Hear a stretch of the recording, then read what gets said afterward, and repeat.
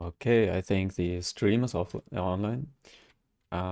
Today I want to create this, goblin orc, or I don't know how they are called, these giant orcs.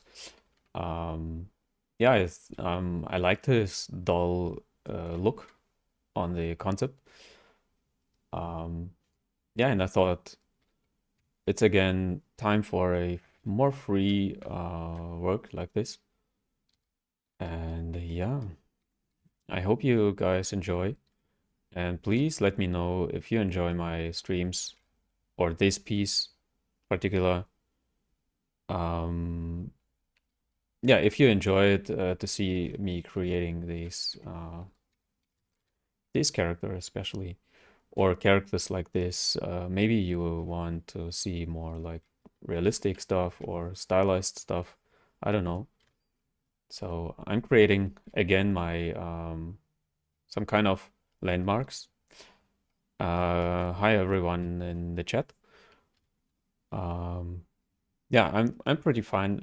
Last week I took some days off.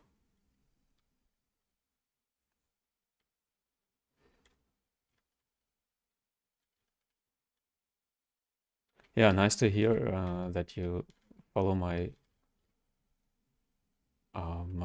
work.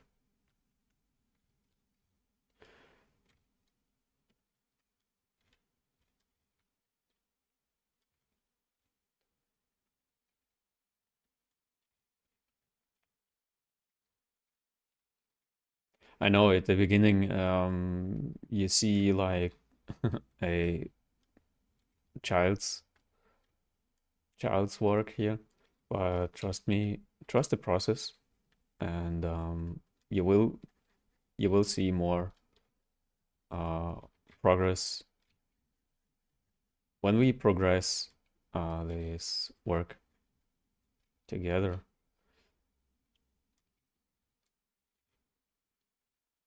So, like I said, I'm marking or I'm creating some landmarks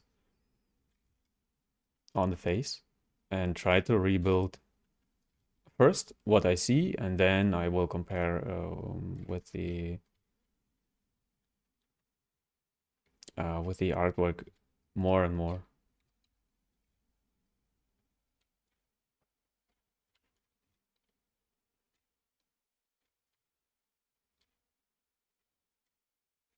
I'm not a speed sculptor also, so maybe you ask yourself, is it okay to like I do work more slowly, especially for practicing? I think yes.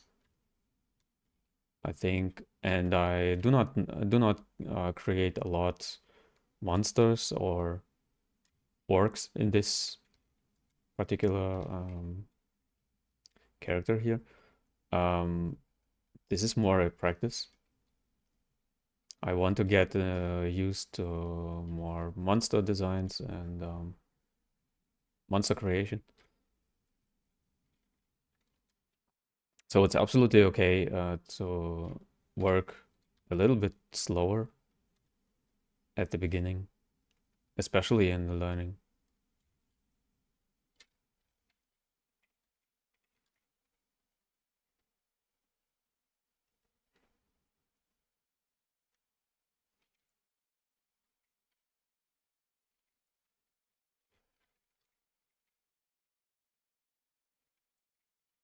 I try to get a bit more resolution because, like I said, it's a more um, free form character. So it needs some forms more, or some more free forms. And for this, you cannot have actually a plan, or, like on the human face. There you have a some kind of map you are just working through. On free characters like this, it's a little bit more complicated, actually. It's yeah, you need more understanding of human anatomy and this stuff. and be able to create these freeforms.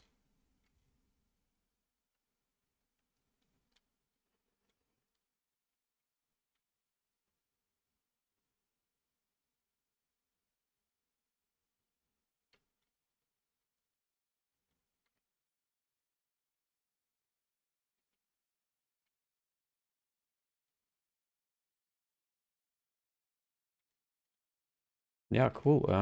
You are working in the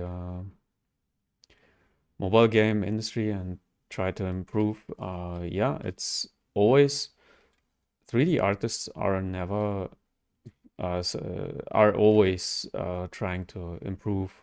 Or as a 3D artist, you should always improving yourself uh,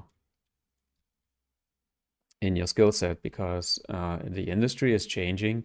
Even mobile. So you worked on mobile titles.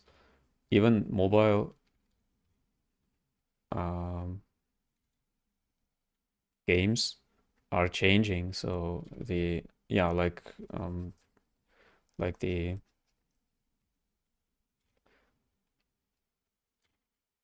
tech industry is changing actually, and that's why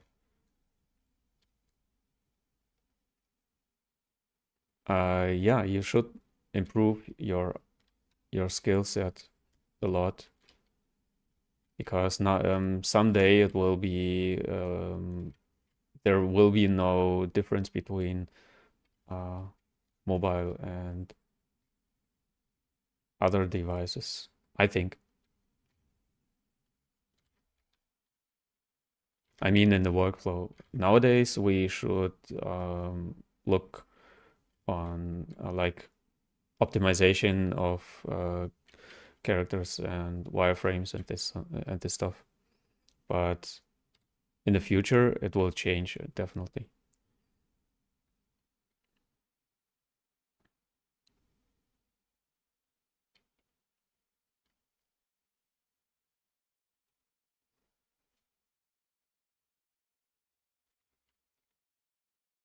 Yeah, now I have my landmarks like always, and I place my model over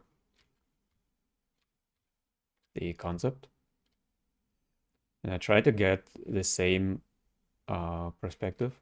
It doesn't have to be absolutely 100% correctly, but um,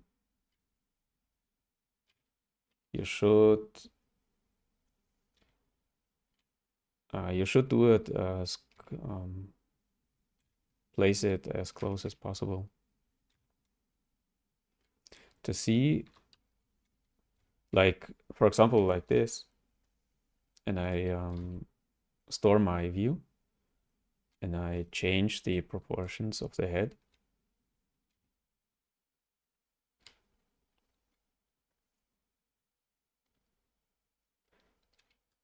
So he has a very narrow head, and it's going a little bit uh, more high.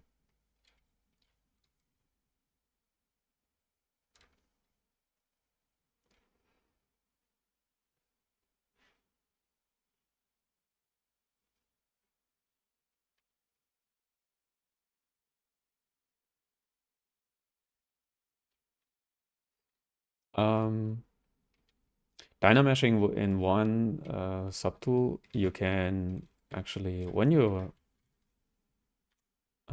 add a like a sphere, I don't know what, like eyes or whatever, or ears, then you can on Dynamesh you can activate groups, and then when you Dynamesh, then the groups will be separated, Dynameshed separately. So you have still this original like sphere. I use it a lot on my sculpts. For this one, not really, because it's more free. I do not have a like a plan for, like I said, you on the human face you have some kind of map, some kind of plan, there is the upper face or head, and that's why I'm using these separate pieces for a more freeform like character like this. You can of course use one sphere. It doesn't actually matter.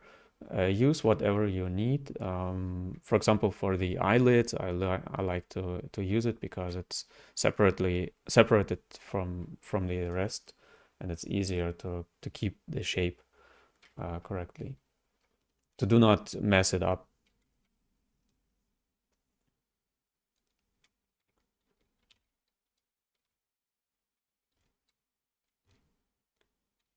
I created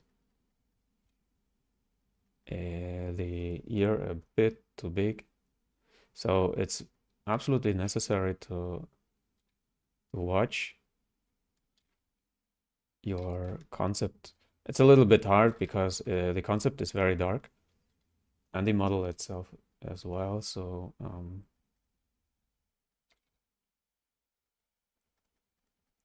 but you have to use whatever you need, whatever you get actually.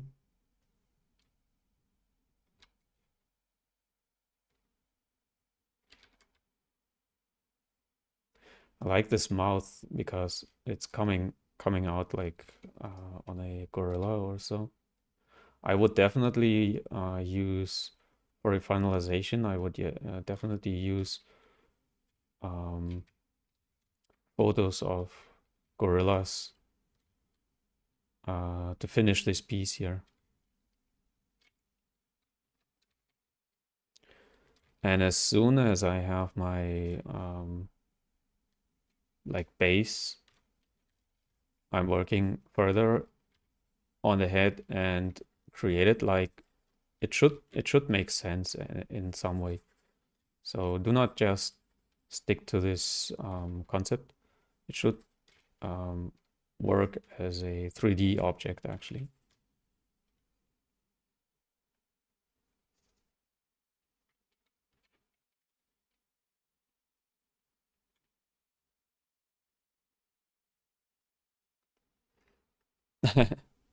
Actually, I'm not a Turkish artist.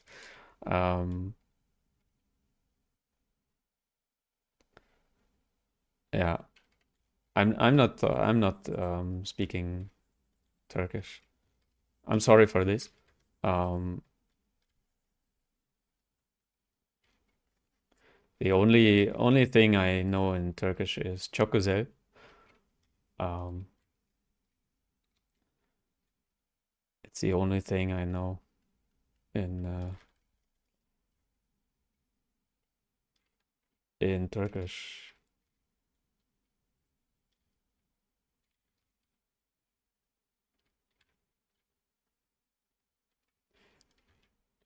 Okay, for this character, I need a neck because the hunchback and the neck is a huge part of this volume here, and to get it right, I need some volume there. So I'm adding. So you decide if you need it or not. I need it in my for my character here.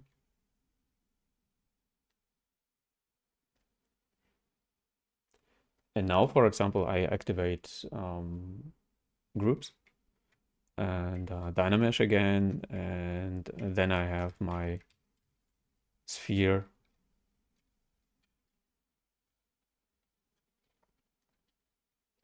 In a bigger resolution.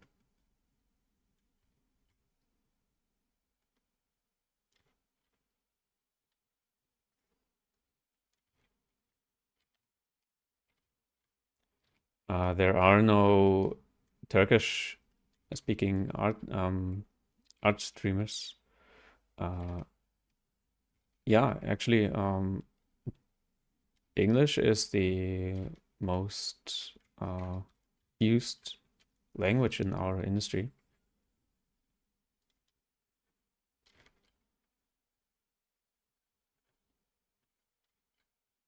And I combine these two forms just just by painting over like with my clay brush, and it's not really combined, but it looks like it's combined. It's very handy to do it like this. So it looks like it is combined, and you can present it like this, or you can combine it later. So it's again your decision what you do with your piece, with your art piece, if you combine it or not. Sometimes you have some side effects like this. Don't worry. When you are satisfied with it, then you can combine it.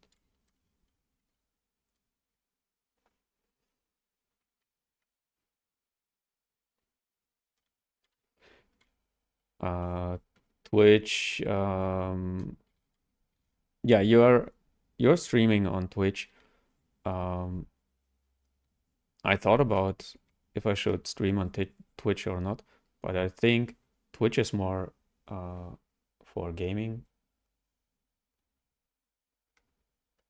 and most people who are more learning or yeah want to learn something, they are, I mean,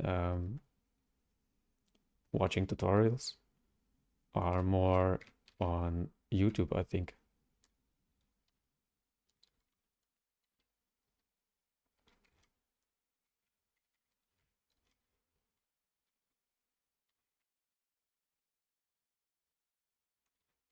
But I have no idea because I have no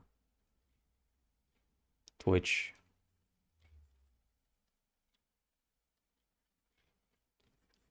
So like this, and like I said, you have some side effects like here. Um, Sometimes I would prefer more combining these together.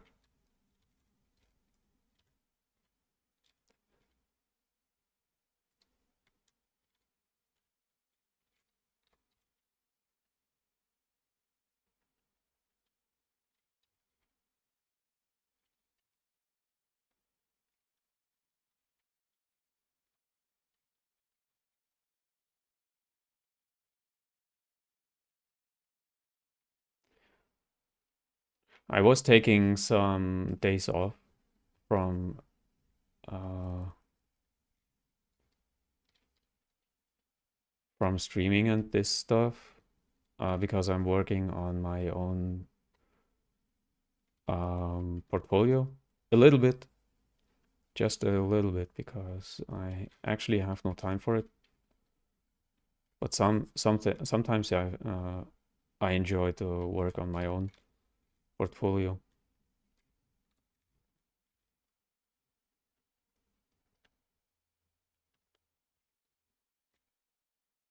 I just created some new renderings, so I didn't create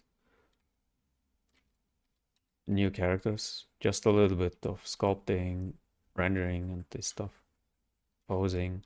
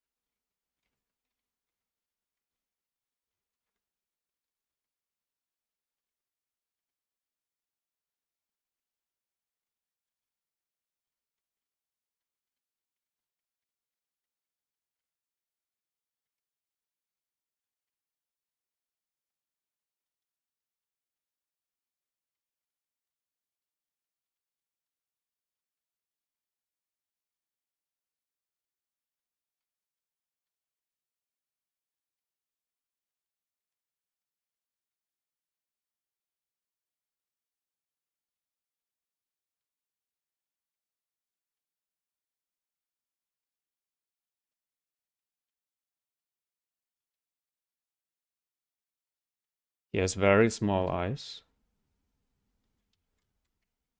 Actually, on monsters, I like this to create, oops, smaller eyes,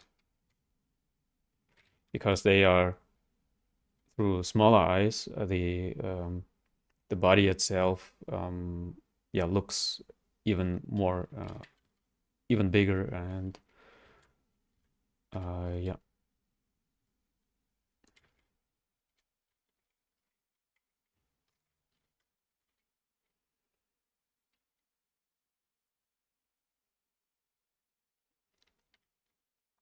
Yeah, I don't know if you can build a community on Twitch. Actually, I have no idea how it works there. You have your followers as well, but I think for maybe you have some some functions for Twitch that you do not get on YouTube, but overall, I would prefer to use YouTube for tutorials and this stuff because, like I said, um, Twitch is more for gaming.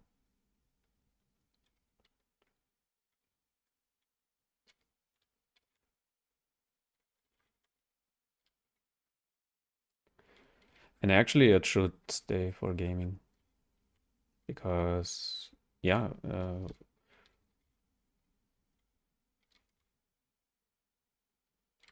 like the platforms should be like should have their own thing going on.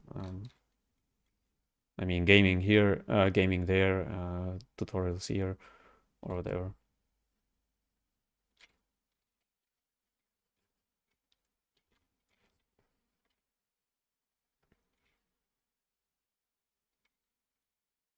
The head is pretty round, and there is no definition actually here on the forehead. I'm not sure if this will work as a character or if I should create a more realistic forehead. I don't know. Or maybe a mixture between these more realistic and more free.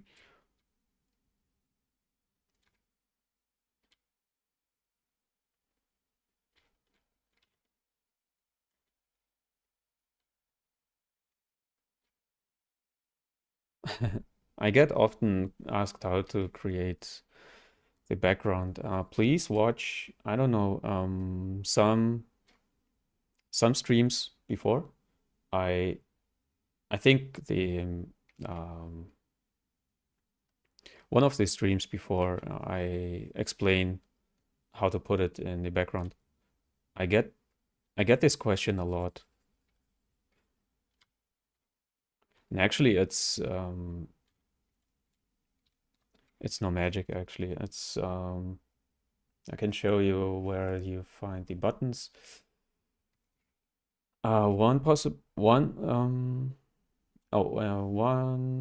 thing I use for reference and view storing the view is here on documents, and for storing the background it's actually this. And you see my custom toolset here. Actually, I load an image in the background. Actually, it's not hard to do, but most people are do not know it, how to use it or how to do it, because in ZBrush you have different possibilities to bring your reference into the background.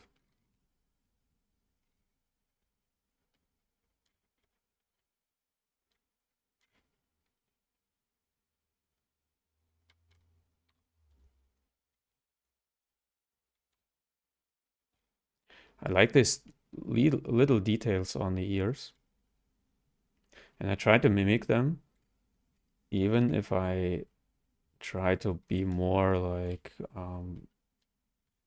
realistic in some way realistic. I know it's not realistic actually.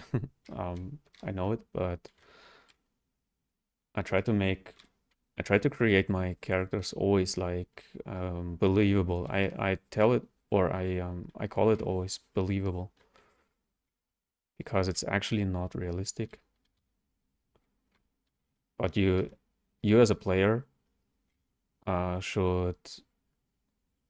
should think like, oh, this is believable. This person or monster could exist in the yeah, in the reality, or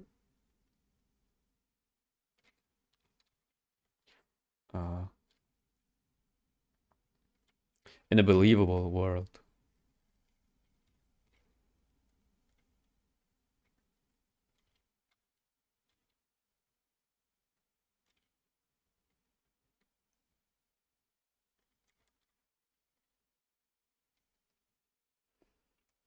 I use a Q cube for the teeth.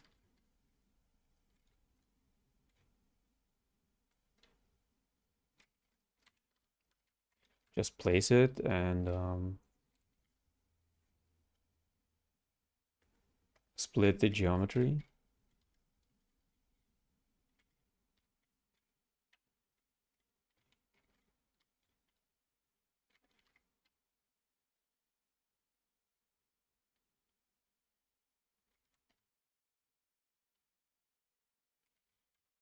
And like always, I create first my character first symmetric, and then I apply some asymmetry to it.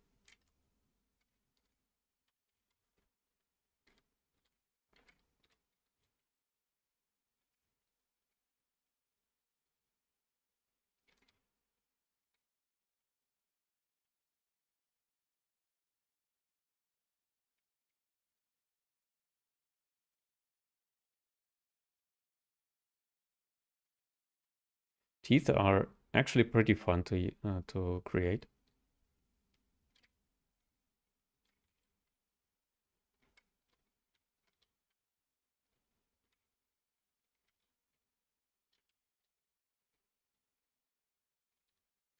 Because you get a lot of characteristics through teeth.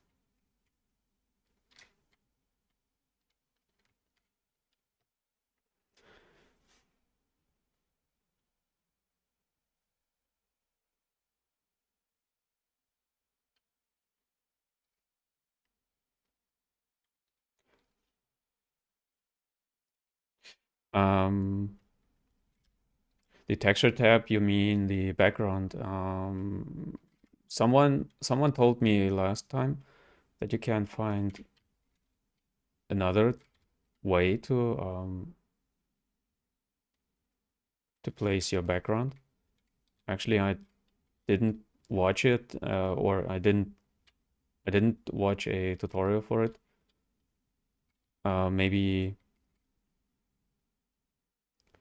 Maybe you can watch the other stream, because in the chat is someone explaining how he uses background images. So maybe it's a better way than I do it, because it's actually not perfect. What I use here is not perfect, because when I work on a silhouette, I show you, when I work on a silhouette, you get always these artifacts, and it's actually annoying when you want to work on the silhouette of the character, and then the background is disappearing always. And it's, yeah, like I said, it's pretty annoying.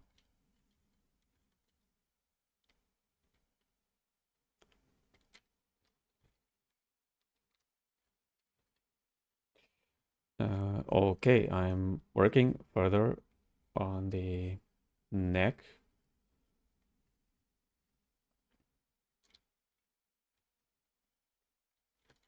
And the hunchback should be actually much bigger, like this.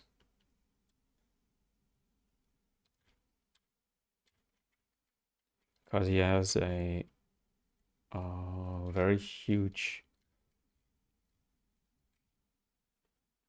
body.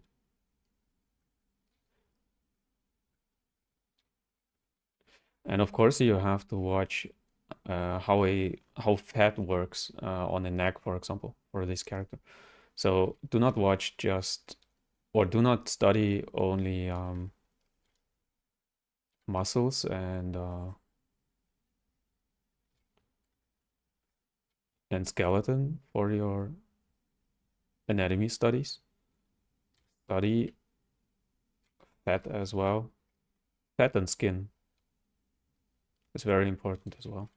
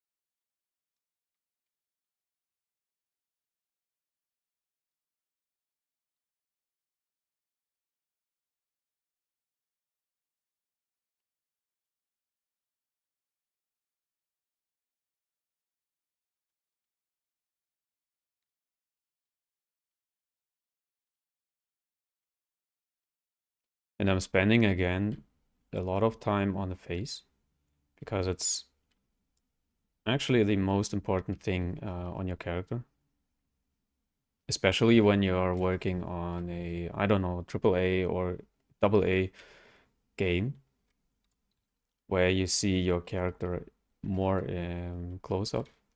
Of course, it's a monster, and you maybe when you are fighting the monster, then you see it like from this distance. But when there is a special, I don't know, the hero is climbing up this monster and kills it from behind, or I don't know, then you maybe get a close up of this character, of this monster, and then you should have a very good close up of it. So let's say it's a monster from Lord of the Rings, maybe a Legolas, or I don't know who is climbing up this character or this monster and kills it with the arrow. Um, yeah, then you have to have a lot of details here. So spend a lot of time on faces, even on monsters. But actually, overall, I like it.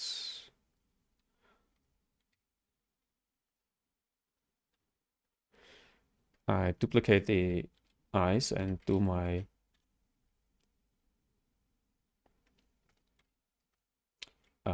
the how it's called.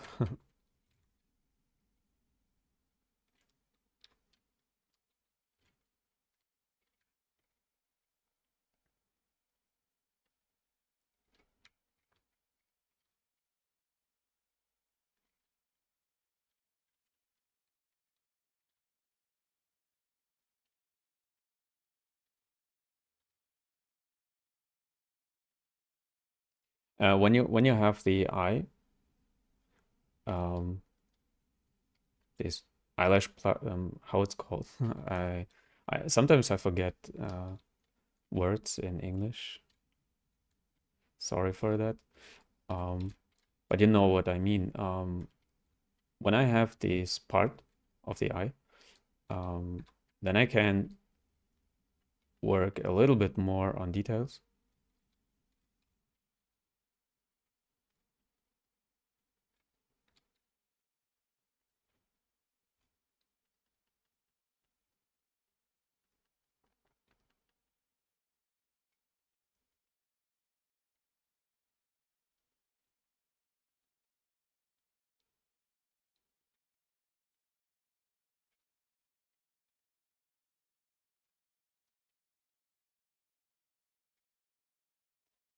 Actually, he looks very harmless to me. So as a player, I wouldn't actually enjoy to fight this guy. Maybe he is a some kind of quest giver.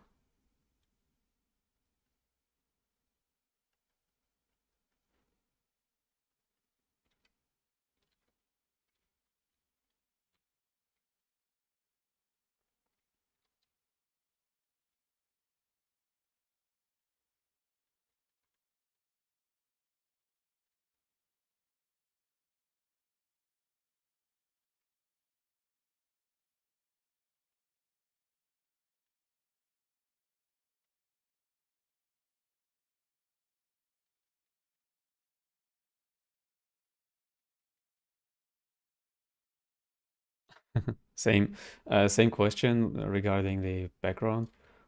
Please watch one of my latest um, streams. I explain how to place it. It's not spotlight. It's actually the background here. But I explain it how to use it in one of my other streams. Okay, I think we can place some arms and lower body.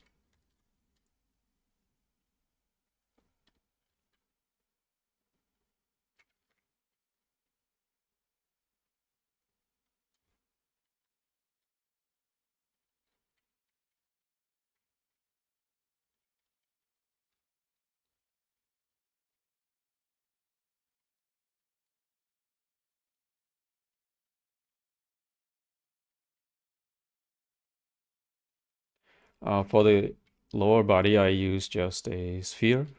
Um, and for the arms, I can use like tubes or so.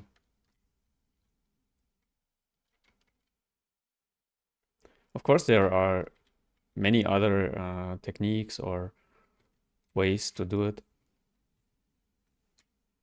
And always save your progress.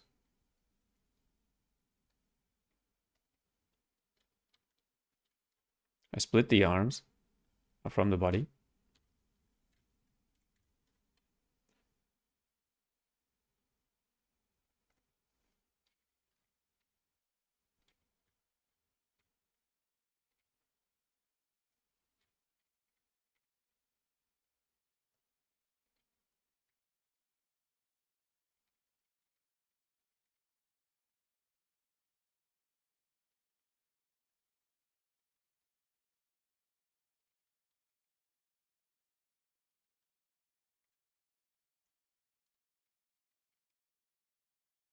This is the belly part.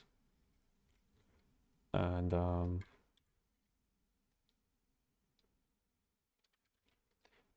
here I place two spheres for this upper body, I mean this chest area here.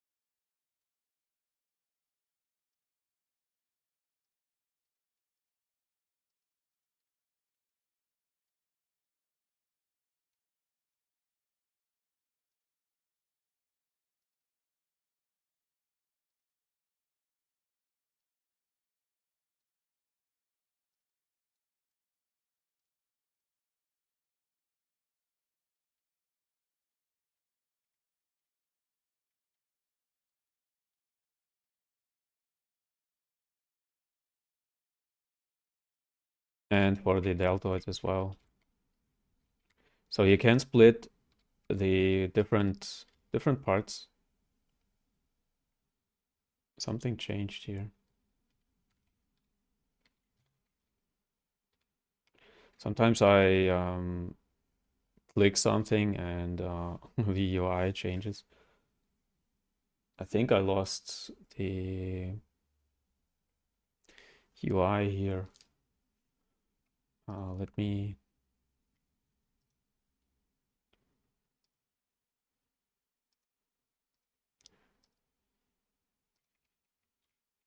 Let me load my UI again.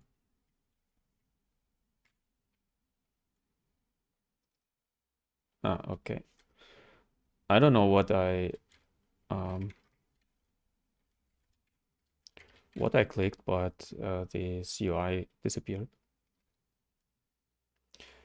Anyway, what? Oh yeah, you can split your character in parts, like I do here. Like you want, like it's yeah, it benefits you, you and in your work. So split up your character and make your life easier, actually.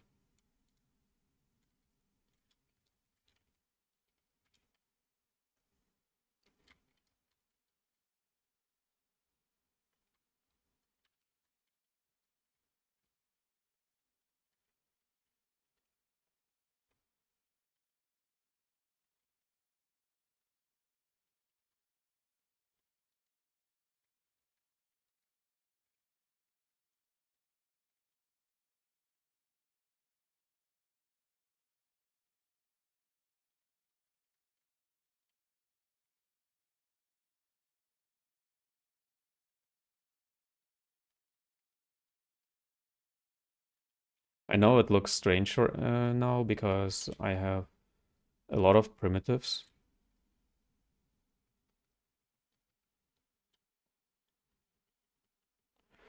But don't worry, it will be better when I have some more complex forms here.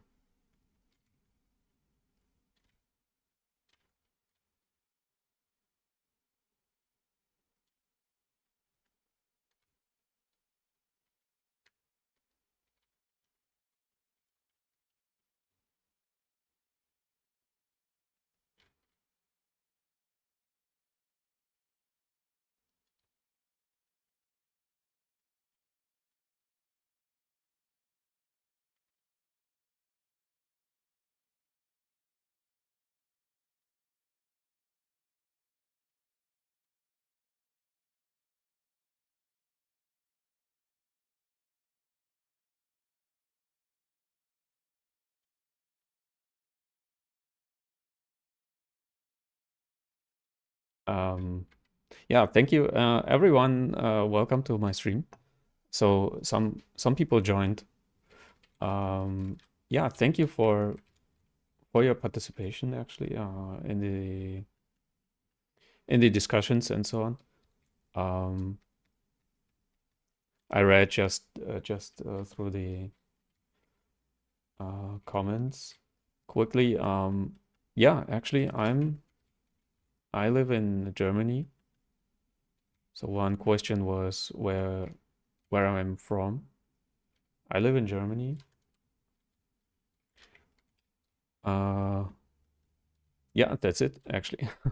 Um, and then another one, poly Polygestalt. It's a German word, I think. And yeah, welcome as well. You are watching for the first time my stream. So yeah, please go ahead and watch as well my other streams. So videos on demand. Um, when you want to see more um, when you want to see me more creating characters. So these characters are just practice. Sometimes I turn the characters into actual characters with low poly and baking and this stuff.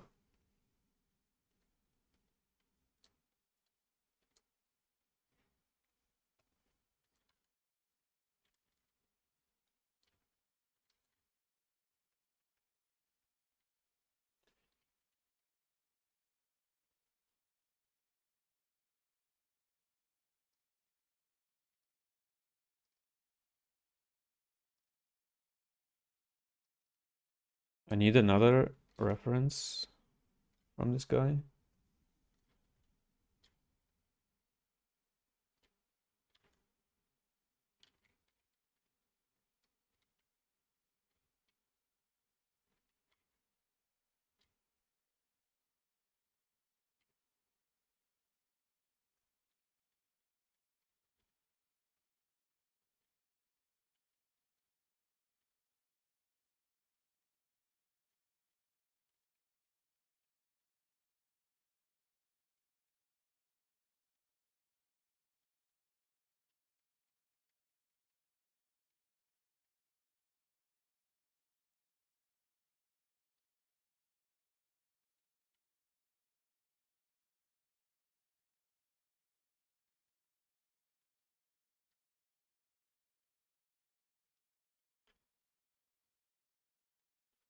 I push the shoulders even more to the back.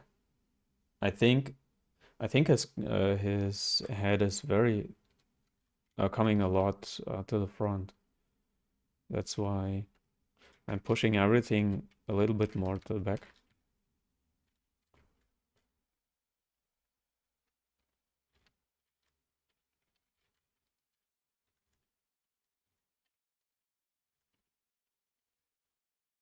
To stick more to the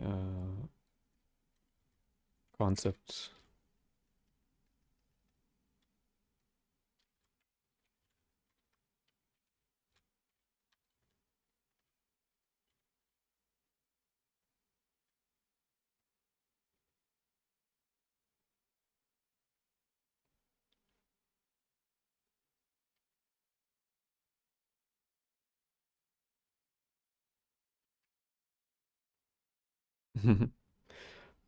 Thank you. Yeah, you're welcome with your when I inspire you even for your professional production. Pretty cool. Pretty cool to hear it. That you get inspired by my work.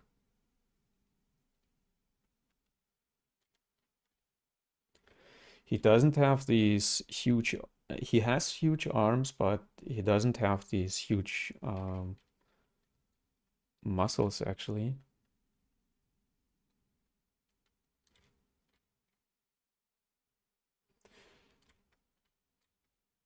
So the character is more a mixture between muscularity and fat,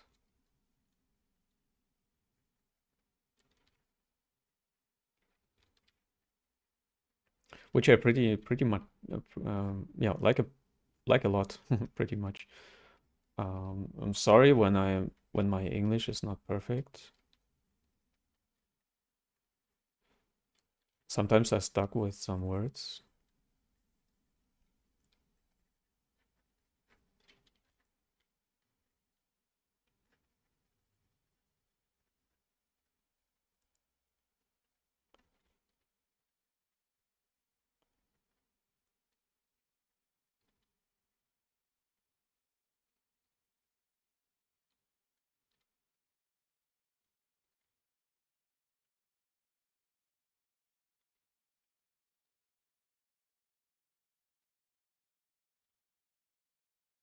I think I didn't create a full body character from scratch on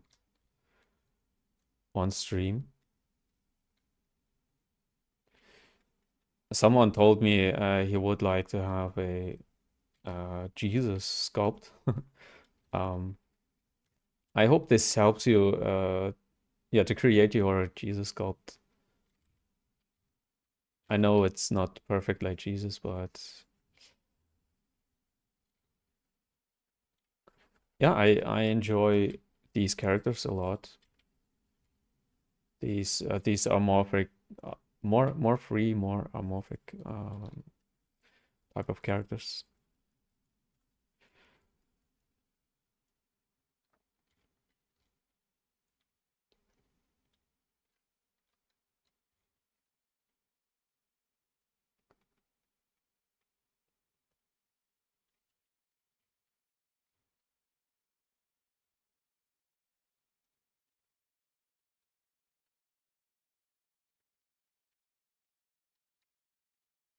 And like I said, you can have as many separations between the body parts as you need. So do not just do it like I do it. Do it like you need it. It's very important to know, or very important to, yeah, not just following a tutorial click by click, like I always call it. Um, it's important to get an idea how an artist does things, and yeah, adapt this to your own creation or to your own workflow.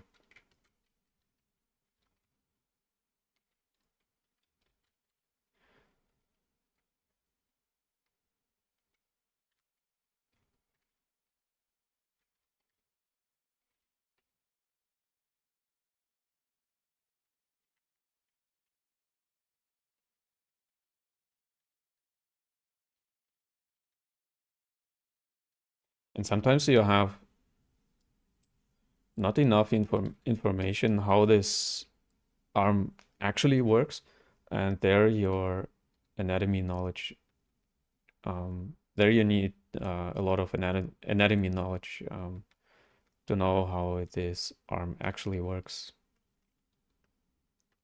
So study anatomy a lot, even for more free characters like this.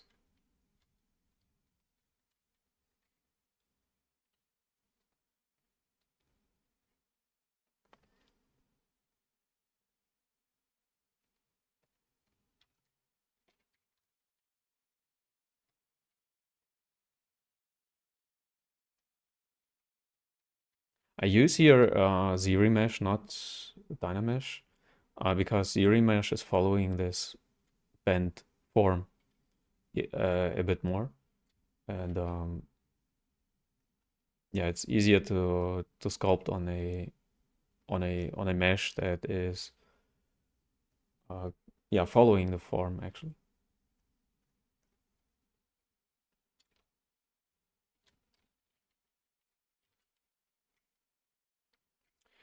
Sometimes this happens too, that I lose the perspective.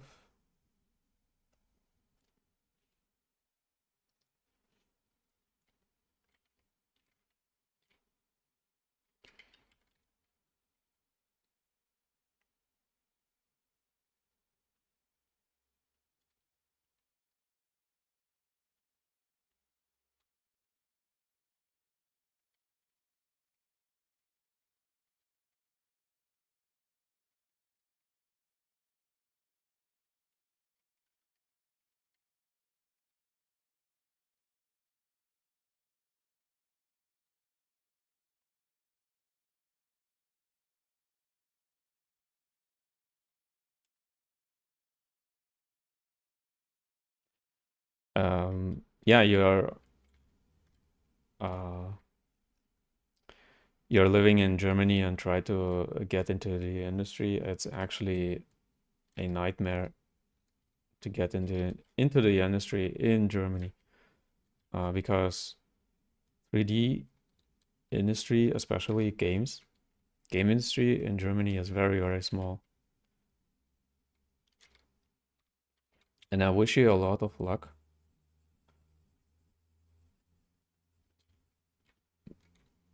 but it's actually not easy here. I don't know if it's better in other countries. I mean, like, not in the USA, of course, in USA and I think England, Great Britain is the industry is bigger, but Germany is very small. The lower part of the body,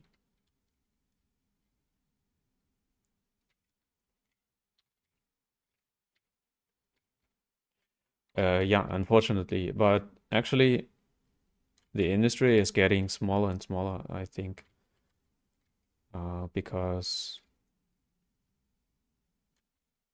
I see it many companies are um, yeah, firing their employees right now, and I don't know what this means for the industry.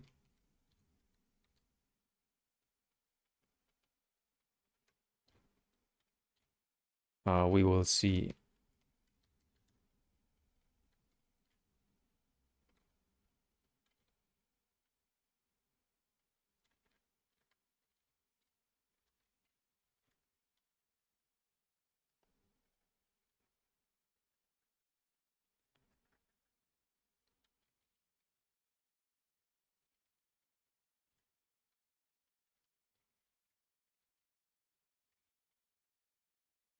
On a more free character like this, I like it a lot because that I do not have to worry about proportions.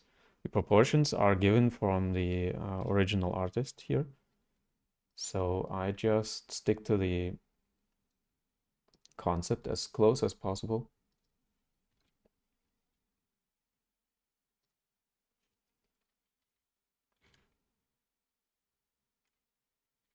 And actually, I do not have to worry about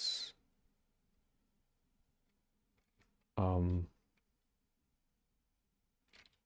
proportions too much because it's more free. Of course, some proportions are very important, or some stuff is very important for even for a more free character like this. I store the view here. I think like this.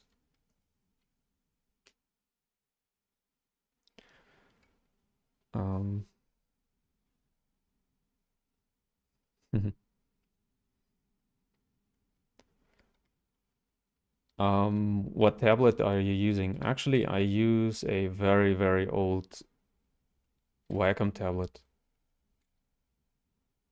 I I use it. I think, and I'm planning to have a new computer and new equipment this year. And I thought about how old my equipment actually is, and my computer is, I think, 13 years old, and this tablet as well. So yeah, do not worry about your equipment too much because you can use very old stuff.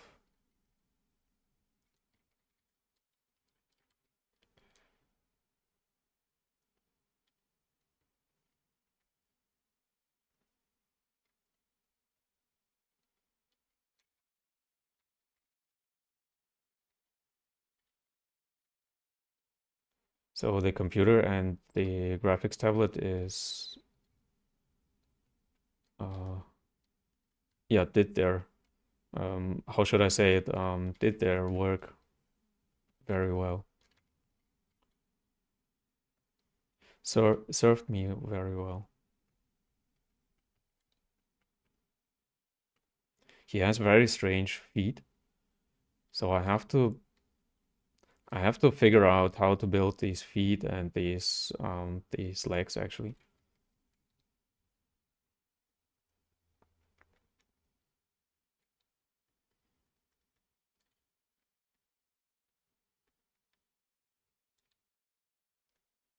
And because I do not have any information about here as well, I have to use my knowledge, my um, anatomy knowledge a lot.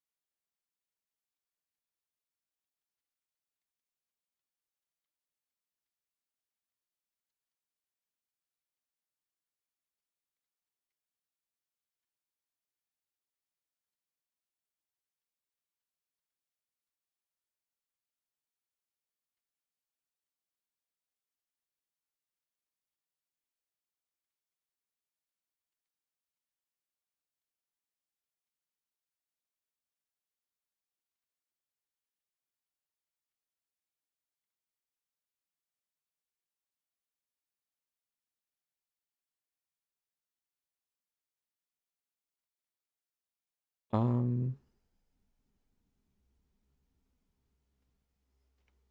the mesh transparent, the question was, how do I make the mesh transparency?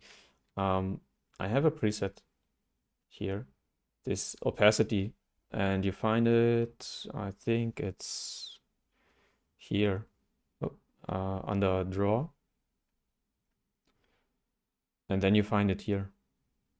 This is the mesh opacity, and this is the toggle for it. This button there, this here.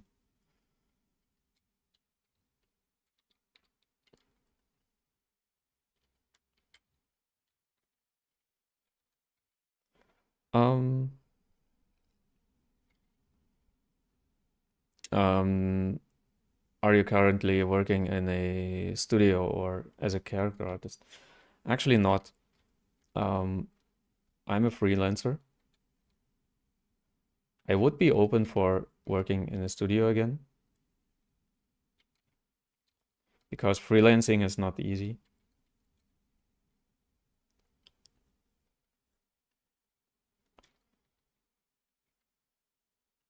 But right now I'm freelancer and yeah,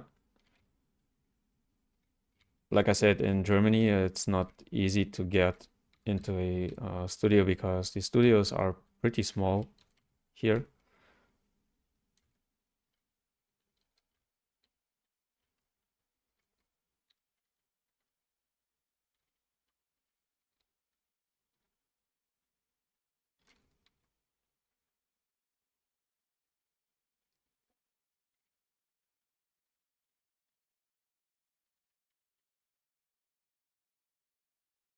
I think he needs a something to cover his uh, how it's called, privacy, private area.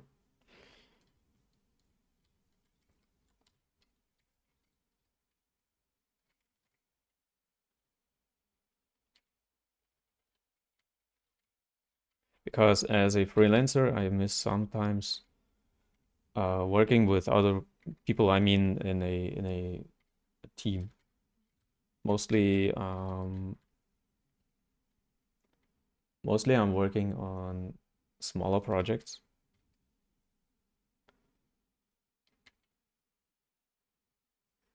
and most projects I do on my own.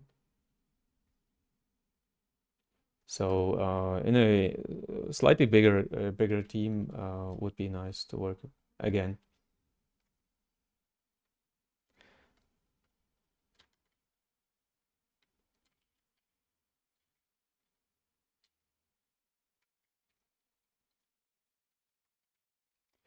For clothing, I use just a cylinder.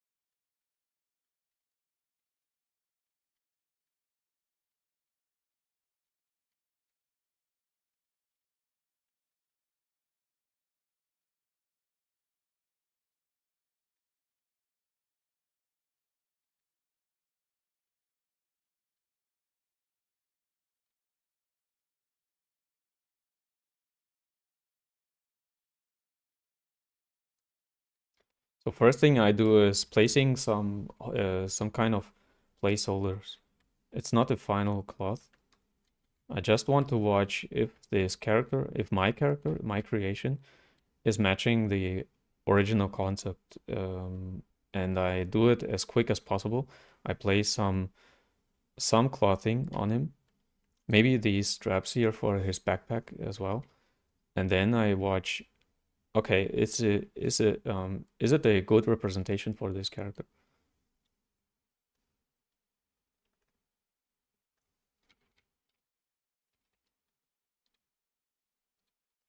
And I think um, the head is a little bit small.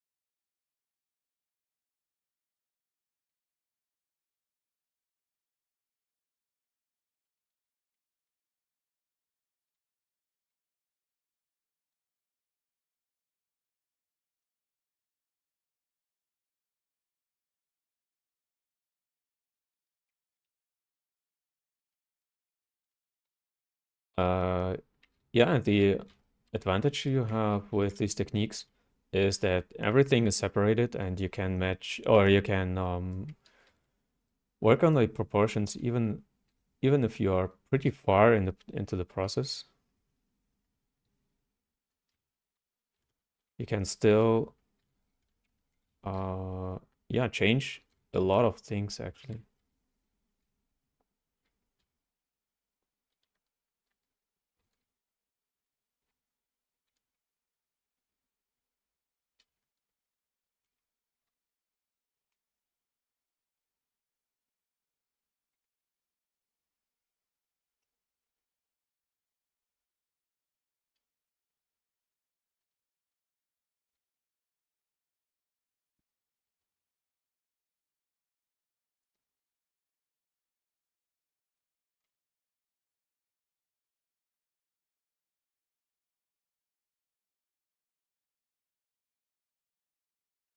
Yeah,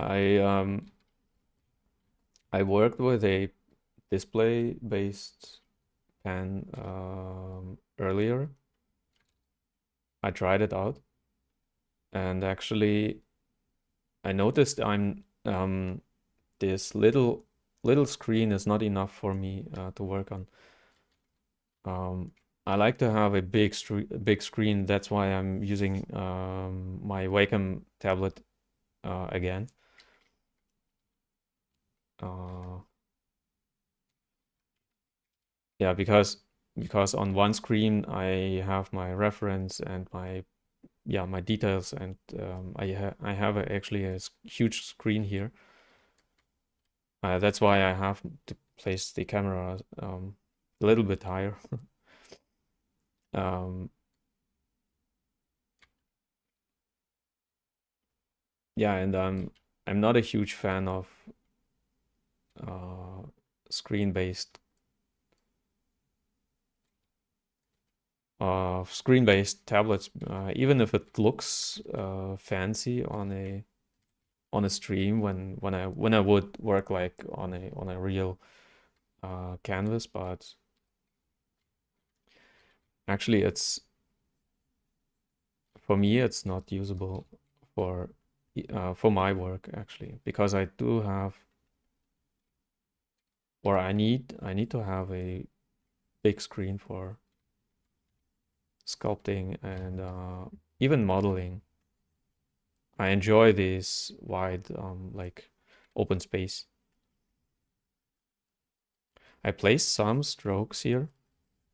Don't don't think that I'm like uh, it's fancy or whatever. I place some strokes here because I need for just for the eye.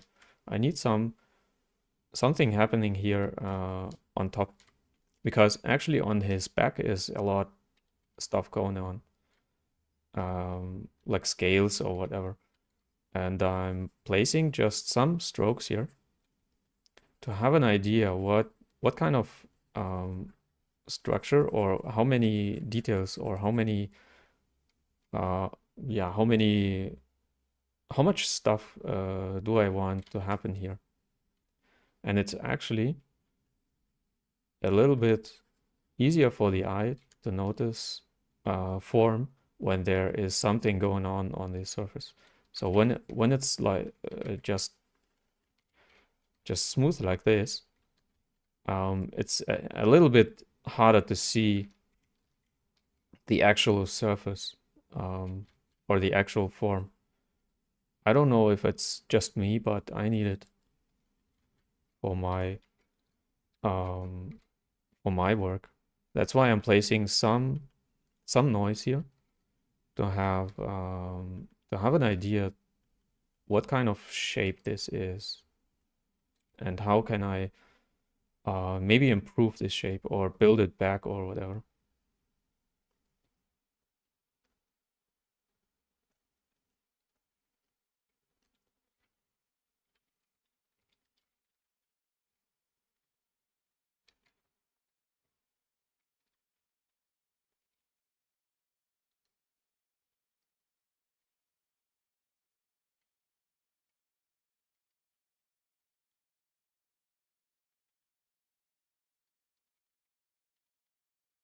I think I will not create arms or hands for him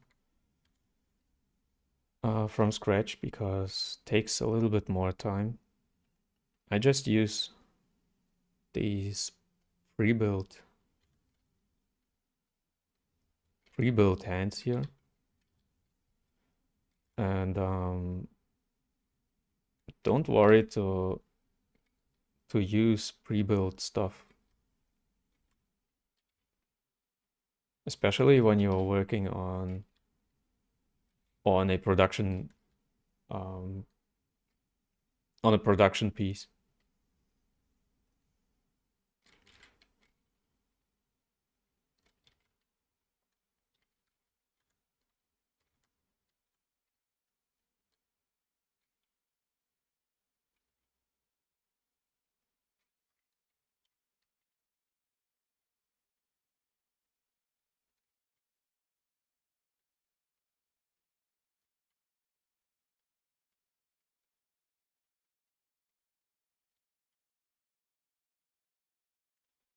just inflate the fingers and create huge hands for him. I actually have no idea if he has 3 fingers or 4. This is something you have to discuss in your team when you're working in a team.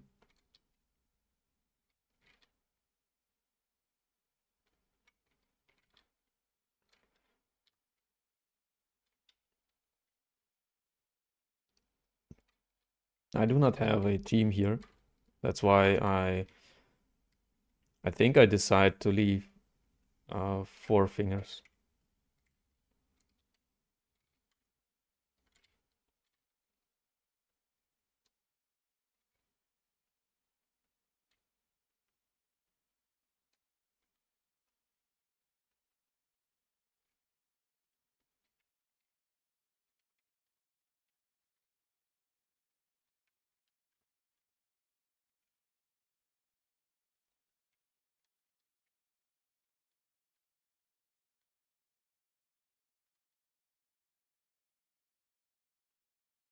Place them in a relaxed pose. I know for a production model, you should use more like um, a T pose or whatever. But for a free sculpt like this, it's okay to use it just like, or to do it just like this.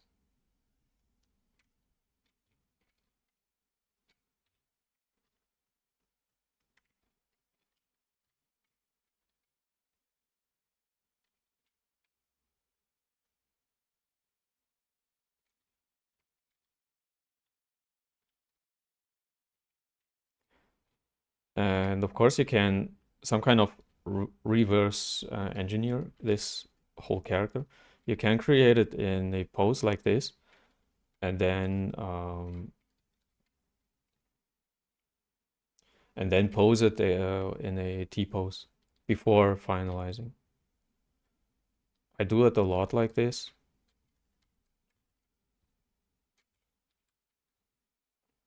Because this way I match the character perfectly, and then I reverse engineer the whole thing in a T pose or in a animatable pose.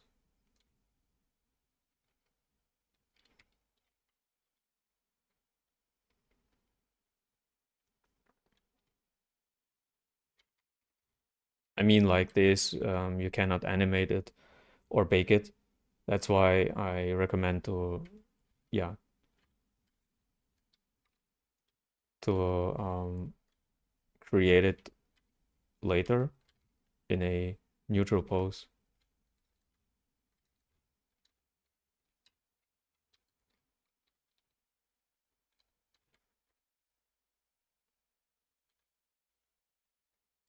And sometimes when you create these strokes or this noise here, you get a lot of like some kind of um, some kind of happy accidents, like um, Bob Ross told it or called it on your piece, and then you get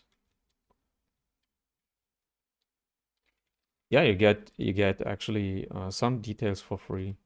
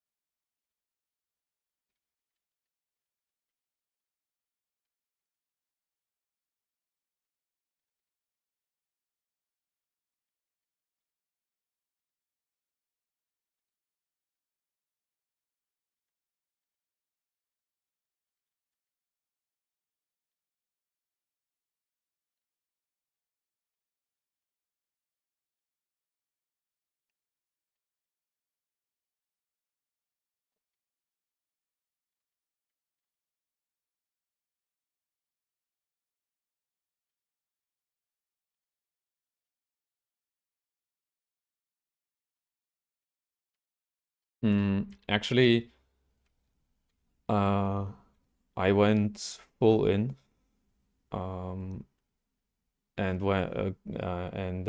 I just wanted, after 10 years of working in a studio, I just wanted to explore new things. Or after 10 years in several studios, I wanted to explore new things actually,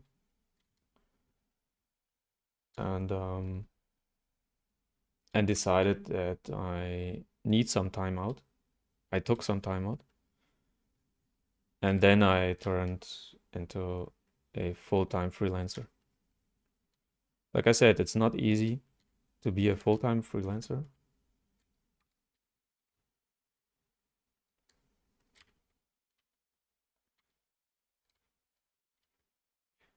You have to work a lot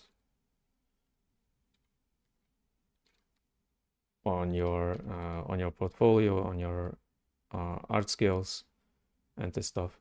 Of course, for a employment in a studio as well, but once you are once you are in a studio, then you progress through your work. But as a freelancer, sometimes you do not progress at all through work. I mean, I do sometimes I do some little projects where you do not need I don't know, a lot of knowledge, but it's actually things that someone has to do.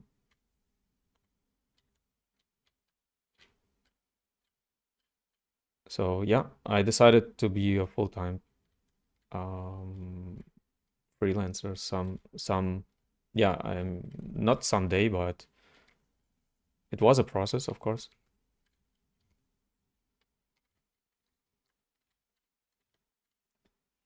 Um, Let me see how this foot could work, because he has very huge feet, like like an elephant, but the structure um,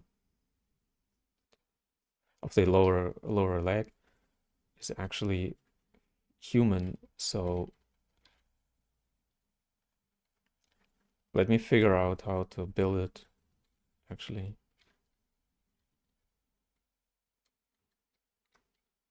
The front is pretty easy because we see it on the concept, but the back is much harder to develop.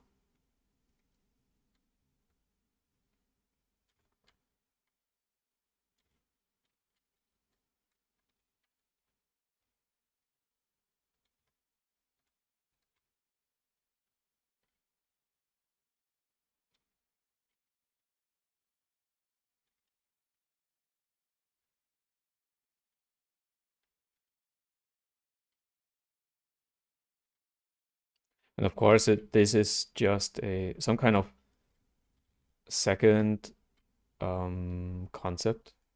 Um, it's not a production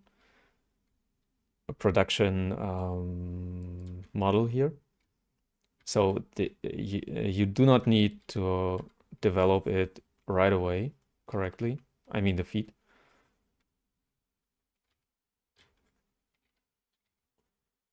It's a process actually, and so, mostly in the studio you would ask the concept artist, okay, give me some more like images.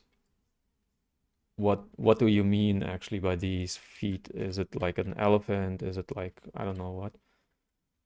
Or you search on your own for feet of a rhinoceros or elephant.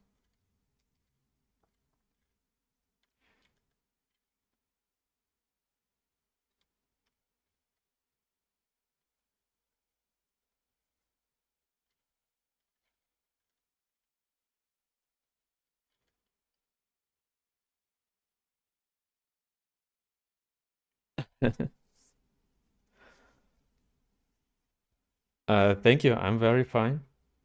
I hope you guys are good as well.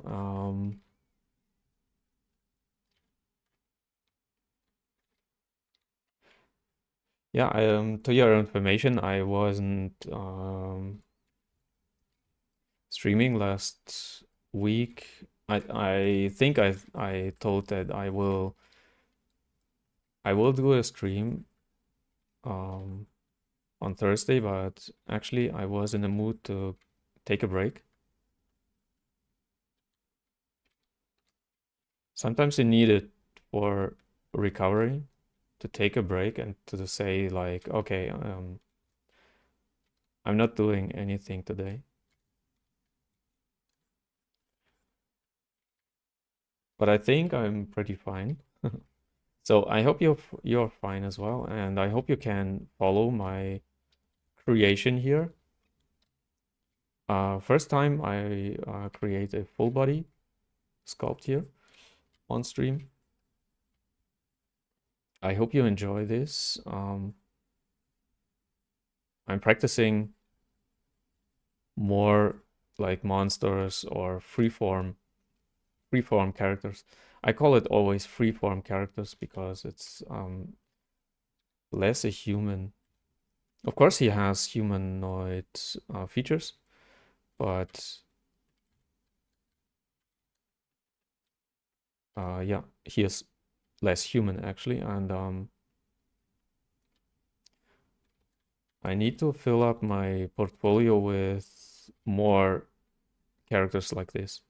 I have too many humanoid characters and not enough monsters and like yeah, monster like characters here as well. I'm placing some landmarks, and then I build it back because actually he is not ripped like this. So I'm just placing some volumes, and then I build it a little bit back because yeah, because he has actually more fat on and more thick skin on him than this. He is not. Uh, his muscles are not like from a bodybuilder or so.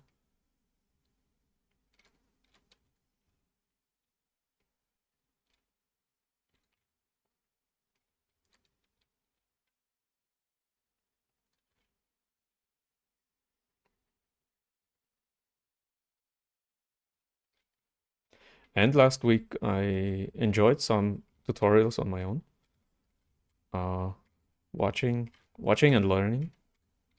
So actually, as a 3D artist, you are always improving yourself and always learning from other people and from your own stuff as well. Um, I watch my own videos as well, so uh, I want to learn through my own videos, through my own creations, uh, and improve my, for example, my English.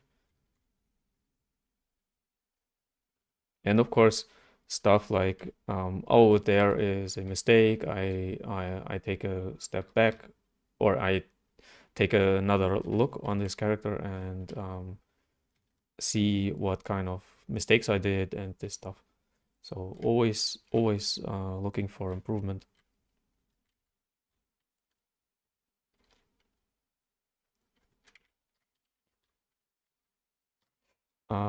Don't forget to save your progress again.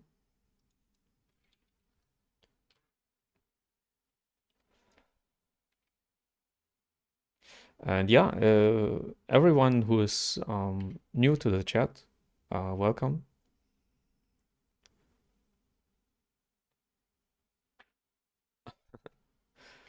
Um,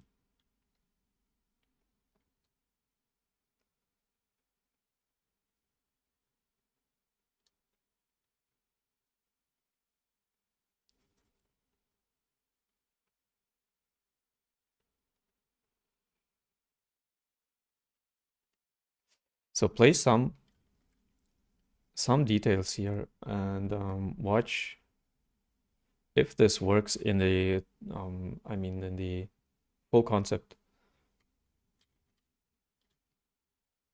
Actually, I like the idea that he has very loose skin everywhere. Like, oops, like it's going like over the muscles here, for example.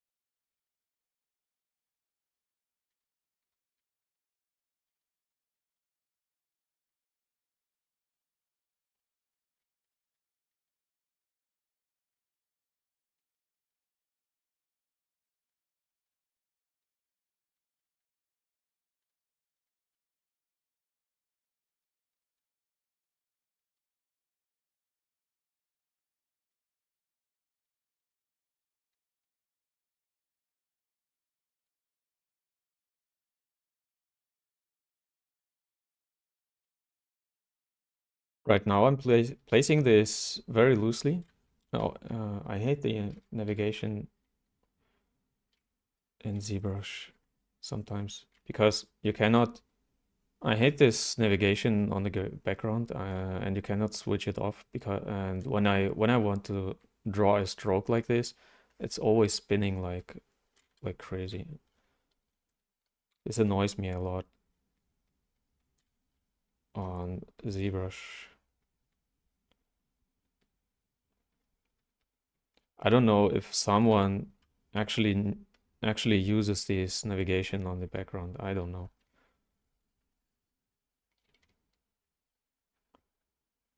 What I wanted to say is I place these details pretty loosely first and use the like um,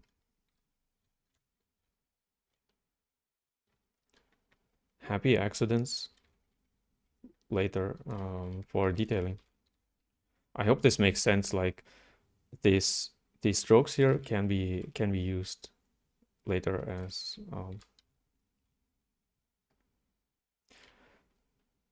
happy accidents for detailing.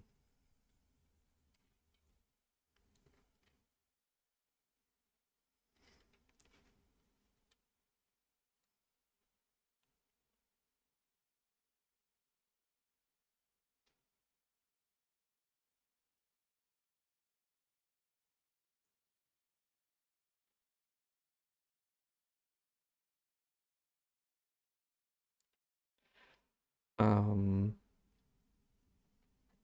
is it good to put the model on the reference always? No, I have always a second reference on the side. This reference is just for actually for you that you see what I'm working on, and it's for me to have it like this. I can trace through like the proportions and this stuff. Um, yeah, for this I have my reference in the background and put my model over it.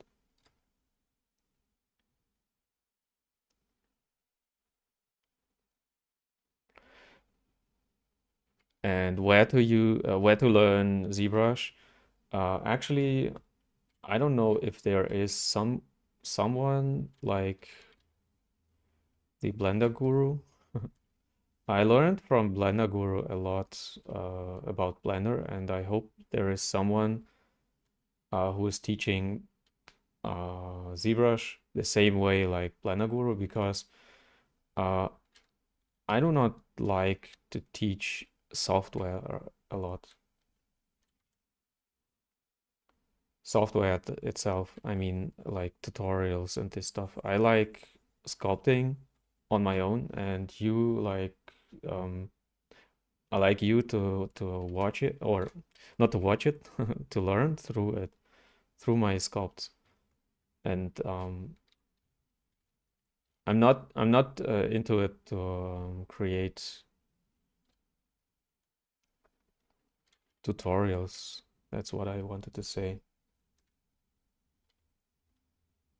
But maybe someday when my English is better, then maybe I will create more tutorials, because actually I'm searching sometimes for words, and this um,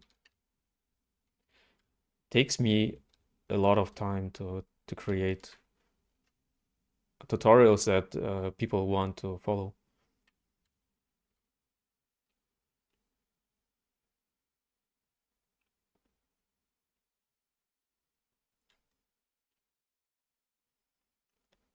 How old are you? What do you think how old I am? I hope I hope my camera is uh, showing you my real age. So you can type in this uh, in the chat what do you think how old I am?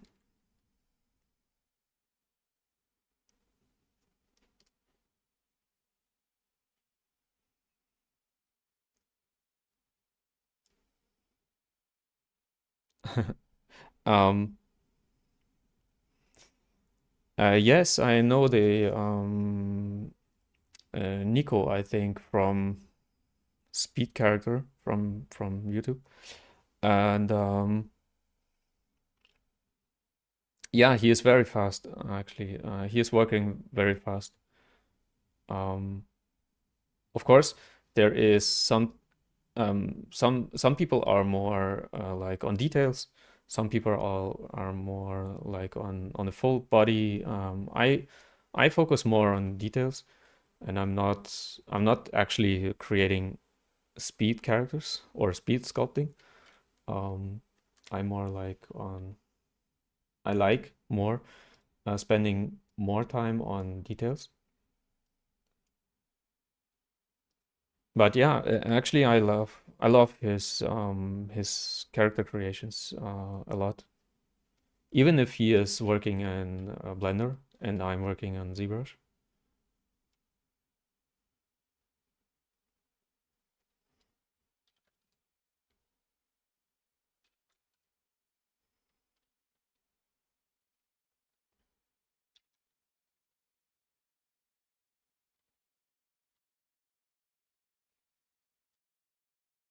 Okay. Um, now I now I changed my focal length, because and now I would like I would redo some things to match the character a little bit better. And for this, I match when I have my feet and hands, then I can yeah, match the perspective a little bit better. And the focal length is about 13, because the feet are, yeah, more diagonal than on my previous previous view. So when you can match the focal length, then you should match it, and then rework your creation a little bit.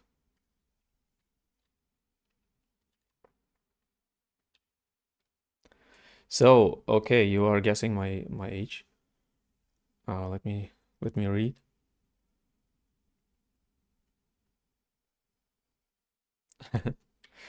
Um, if I speak Spanish, solo un poco. I had some Spanish in my school time, but I'm not from Spain. And yeah, like I said, just a little bit of Spanish, yes, but it's just enough to for vacation. With my age, you are some years below my real age. I will turn in February 39. So actually, in some years, I hit the 40.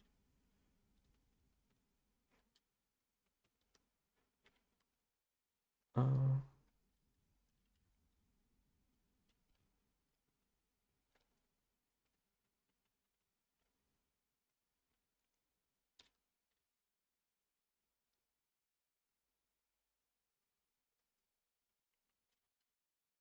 he has very big legs, actually, like an elephant. And like I said, you should of course for reference use photos like elephant photo feet and watch how it works. Actually, I'm just placing the volume of the feet right now.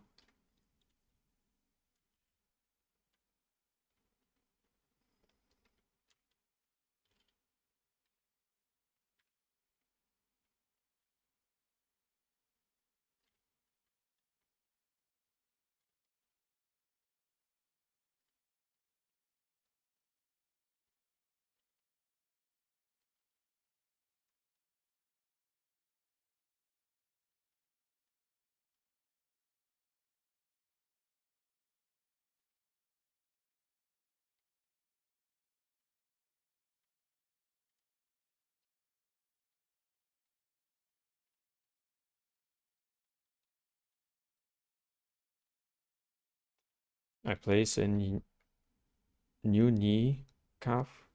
Is it right? This portion of the knee, um, and to redo the anatomy a little bit on the feet or on the legs.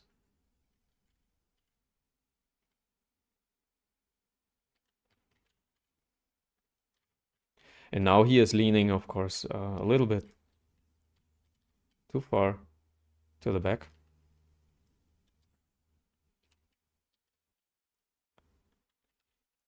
Uh,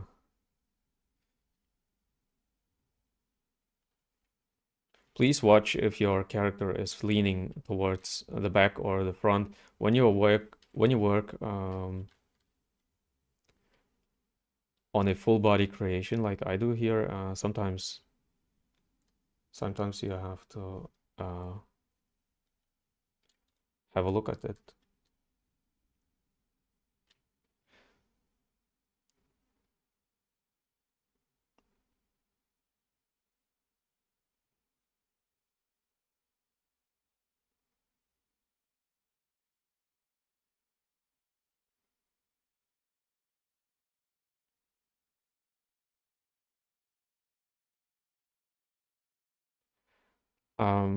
How long does it take to create a full body character? Actually, I told on my last stream that it takes about, and actually it's a mistake from my side to tell it like this.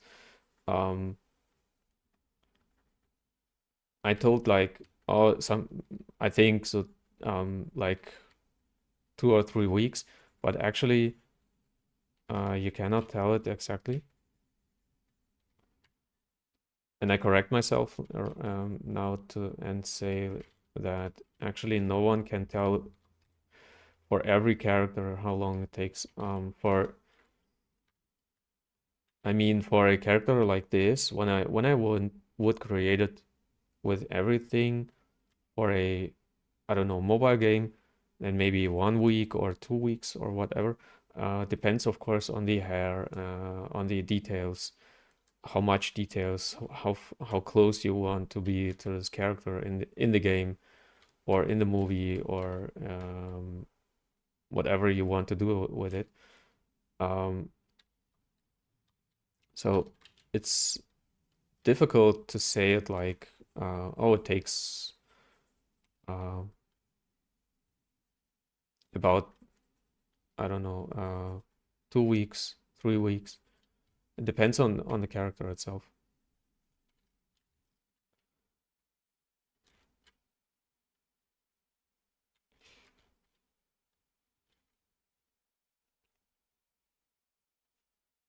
For example, when you have a character like, or if you have a space marine with very much details, or when you have uh,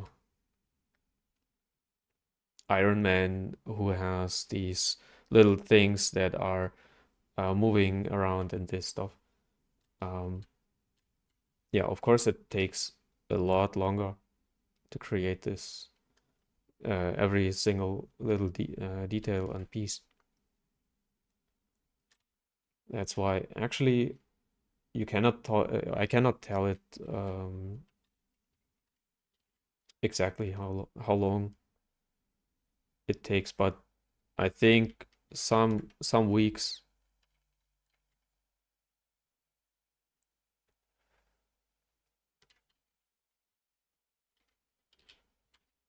Uh, yeah, a pro artist should spend some weeks on it to create it. I mean, for a AAA game or whatever, but it's hard to tell exactly.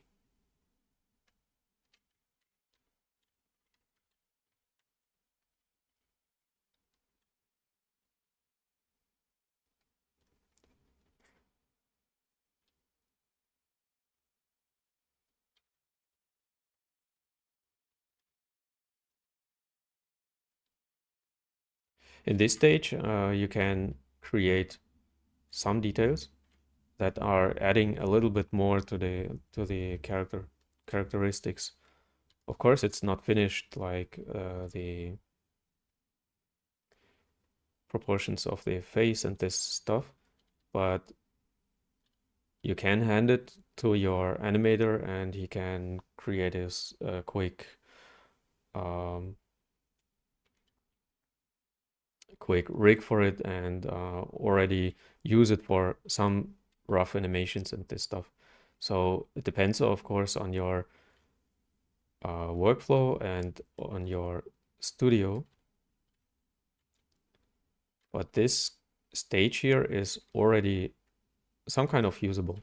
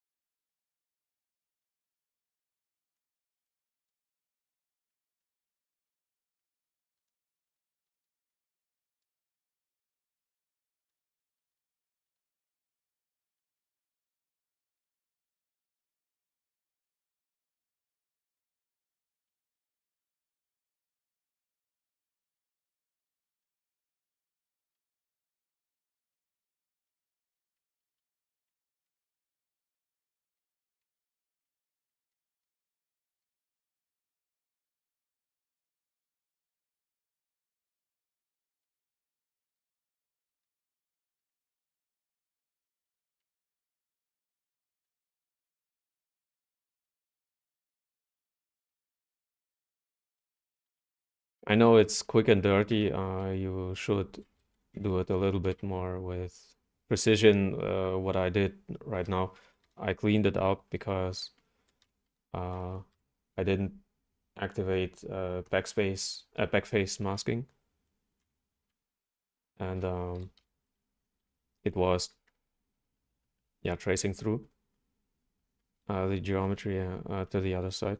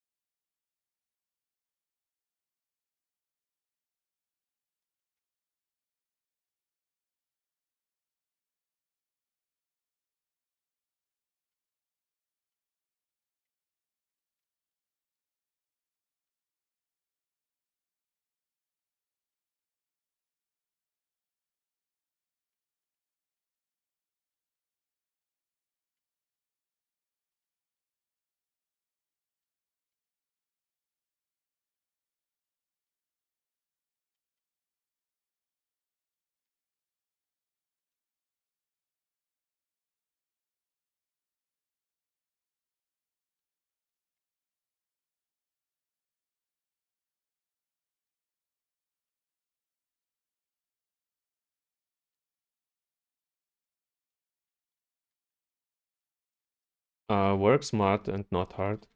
So duplicate uh, this geometry over each other and just um, adjust the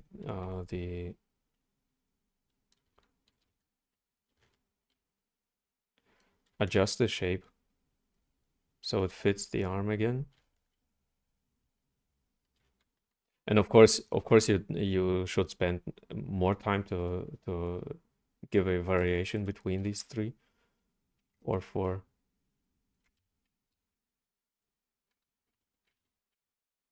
It's some kind of prototyping, so don't worry when it's not perfect right away.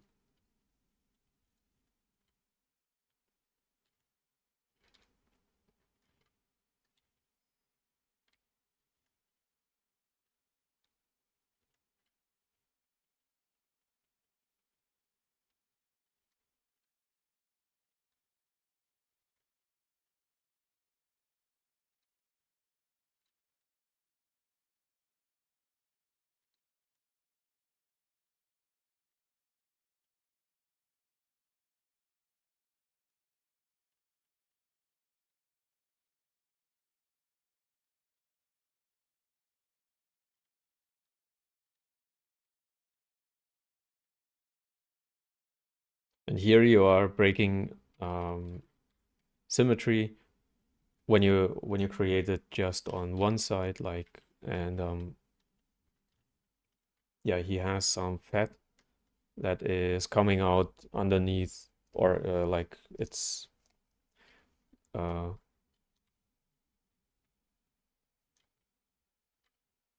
coming over here.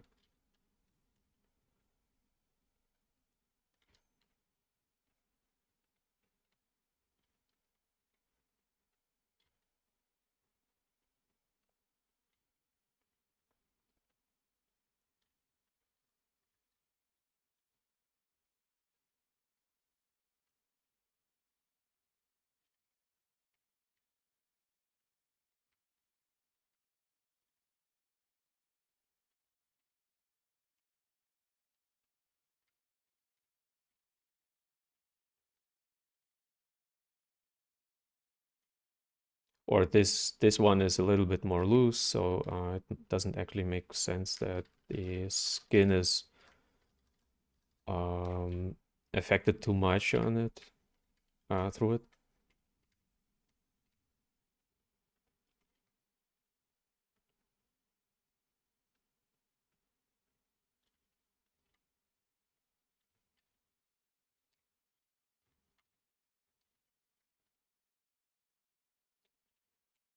Like this.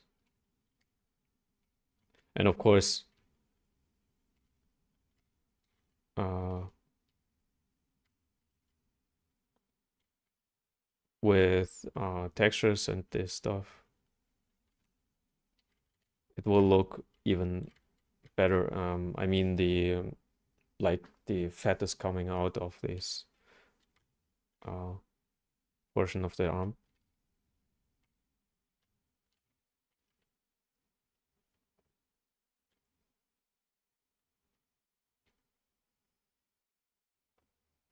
So some comments again.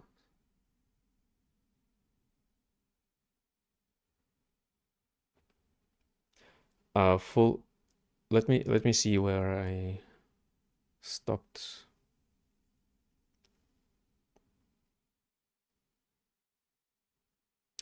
No, the 2D image is from, I found it on ArtStation, and the artist is, I think I wrote the artist, the concept artist in the description. So have a look when you want to have a look at his concepts and creations. Please watch the stream video description.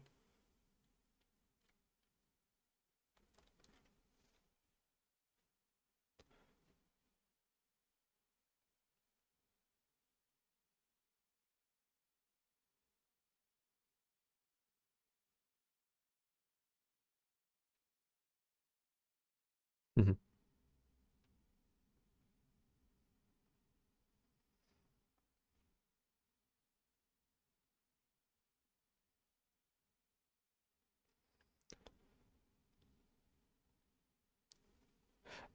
This image is not my own image, not my own art.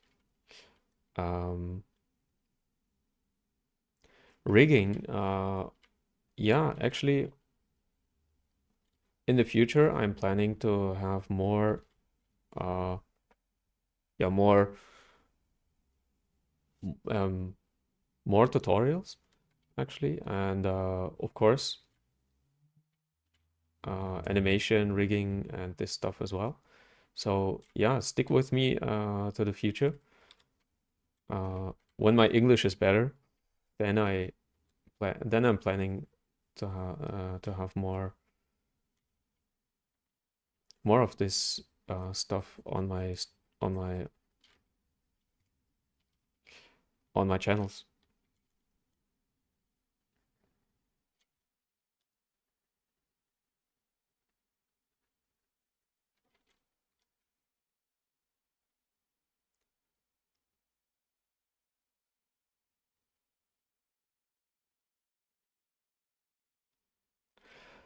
Another question was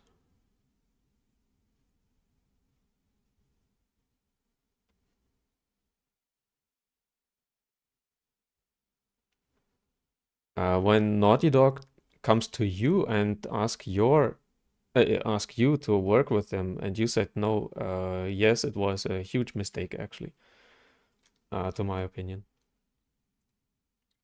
Of course, it depends on what what um yeah what your uh why you do not want to work with them, and if they do not fit your like lifestyle, or if you do not feel good to work with them, of course you shouldn't work with them. But if a major studio, if you are an artist and in a major studio ask you, hey, we want to work with you, um, probably you should work with them. Or maybe you have another studio, got another studio. Of course, you should work with people you feel like you want to work with them. If Naughty Dog um, is not yours, then maybe it's the right decision. Um, I don't know. How do you feel? Do you feel like you did a mistake?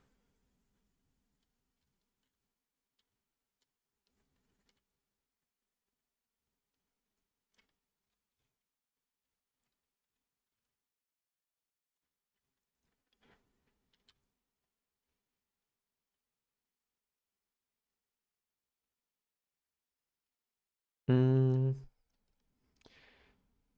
you started 10 days ago, and you struggle with the blocking stage. And what I would recommend to myself when I would start right now is don't give up. Don't give up too early, because when I was learning ZBrush, just as an example, ZBrush, it can be Blender or whatever. When I was learning ZBrush, I needed, I think, I mean, I tried it four times before I started, or before I was comfortable with the um, program itself. So don't worry when you're. So just keep trying, just keep learning, and don't worry, you will learn it actually. But when you're I don't know, if you are a I think you are a beginner artist, and maybe you should focus more on beginner stuff. I know there are a lot of tutorials like, oh, here is a beginner tutorial, but actually, to my opinion, most beginner tutorials are not beginner tutorials, because beginner should focus more on art fundamentals and not on program learning. So my advice to me when I would start right now is like the same advice I give to my students, is to learn art fundamentals first.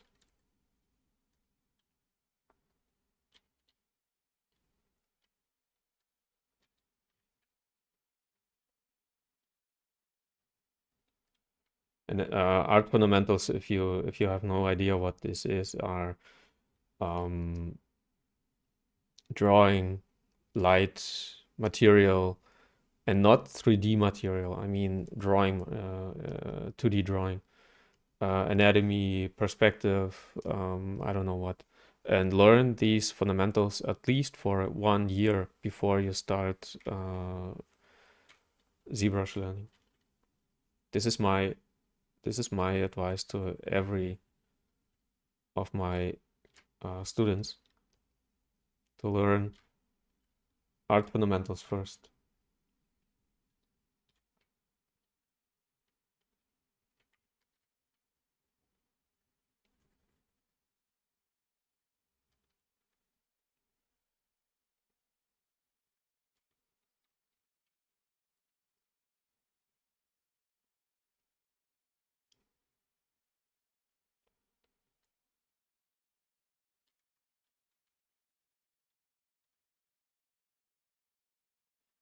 Because actually, uh, sculpting, learning sculpting is like driving a car. It's very technical,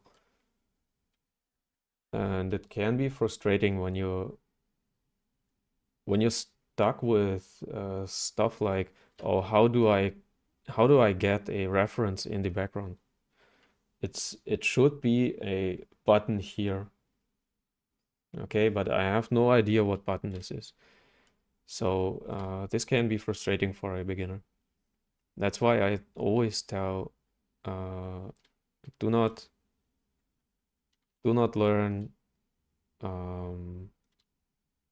programs at all in your beginning time.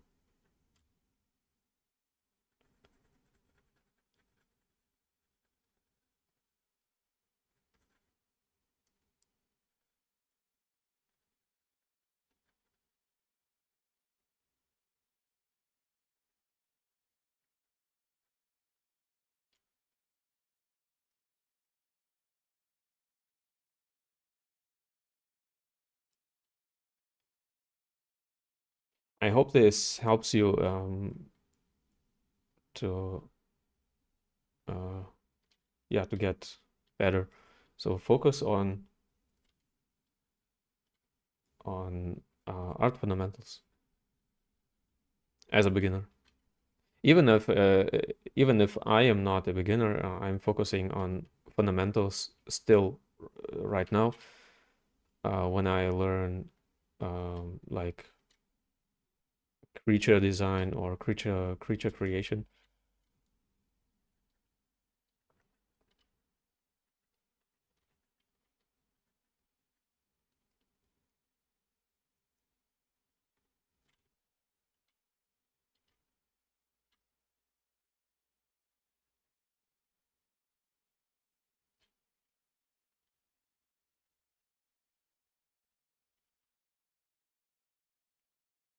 Because actually you see right away if someone is missing fundamentals, and studios see it right away.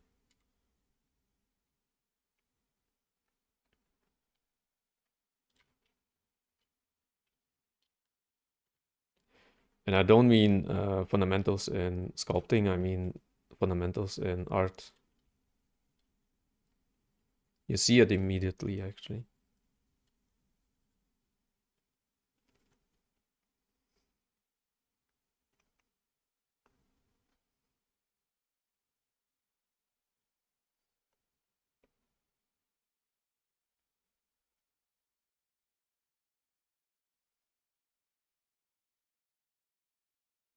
Mhm. Yeah, lots of details. Actually, you have to spend a lot of time. Details are not hard to do. You have to spend a lot of time on details. And that's something. Sometimes I do not have the time for creating a lot of details.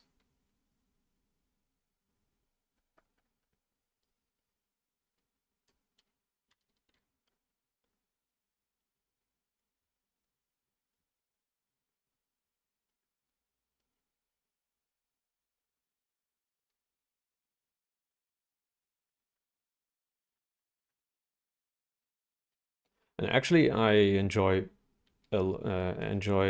to work on faces like this a lot.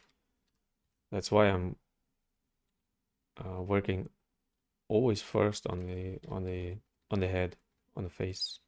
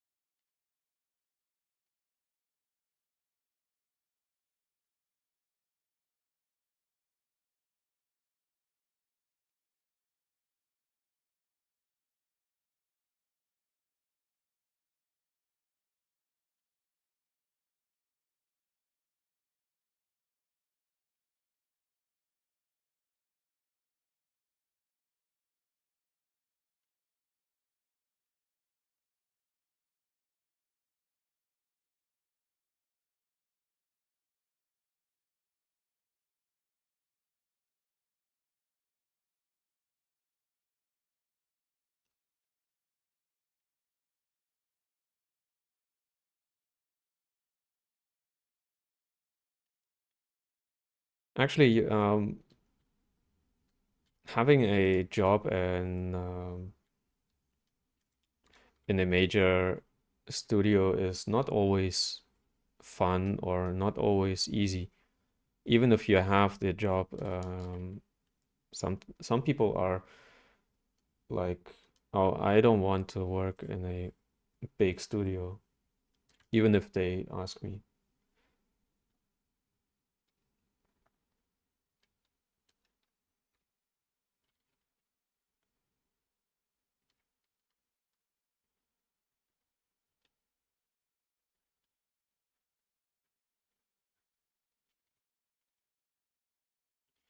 But I think when you had a offer from Naughty Dog, I think you are not a beginner.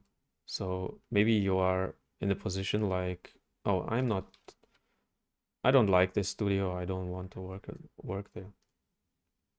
Of course, this can happen.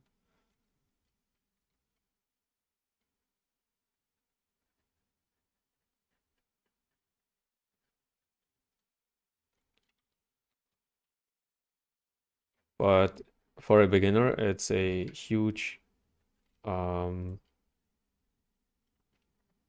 um, career boost to work in a studio like this.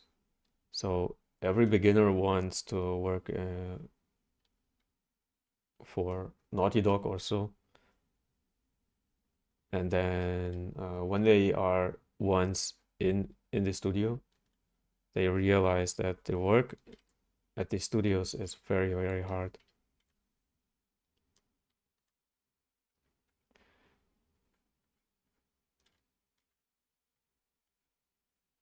Even in even in smaller studios, working is actually pretty hard.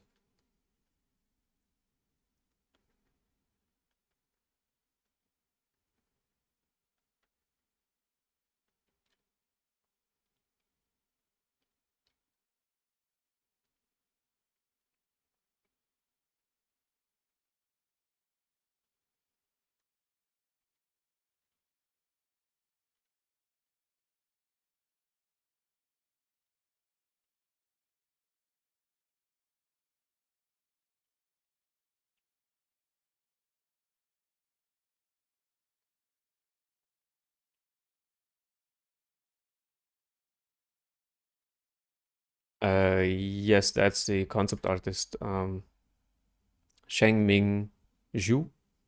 I don't know, my Chinese is very bad. Sorry if I pronounce it not correctly, but yes, that's the concept artist.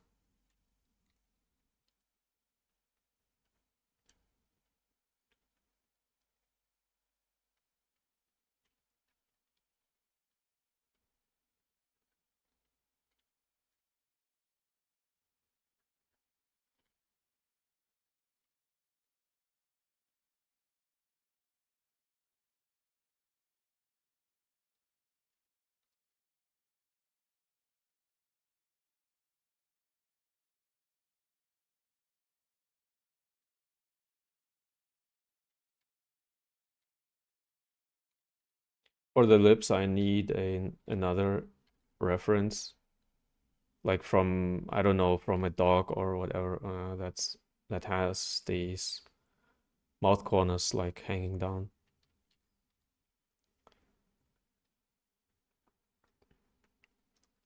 But for now, it's okay like this.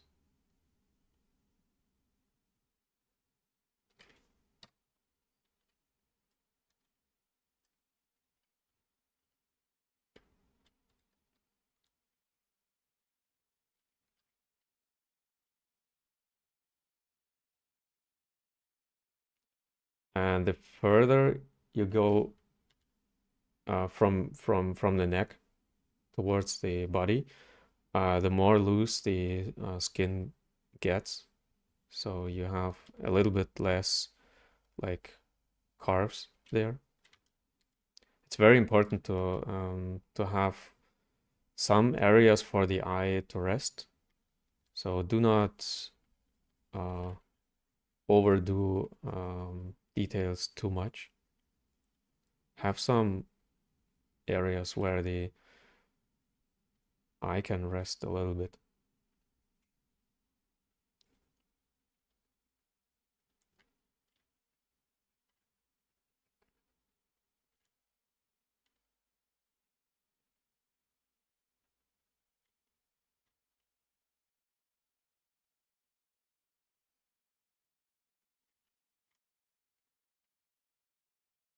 Okay, for this basic body,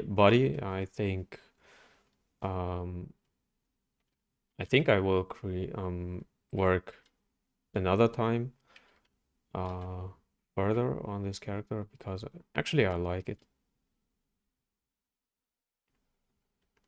I like the concept actually because he has two things I like a lot. He has uh, some threat on him, like he is a monster. He could kill you, and in his face, he has some lovely stuff going on. Like he is actually harmless, but in some kind of dangerous. Um, and I like it a lot. It gives him very cool characteristics, actually.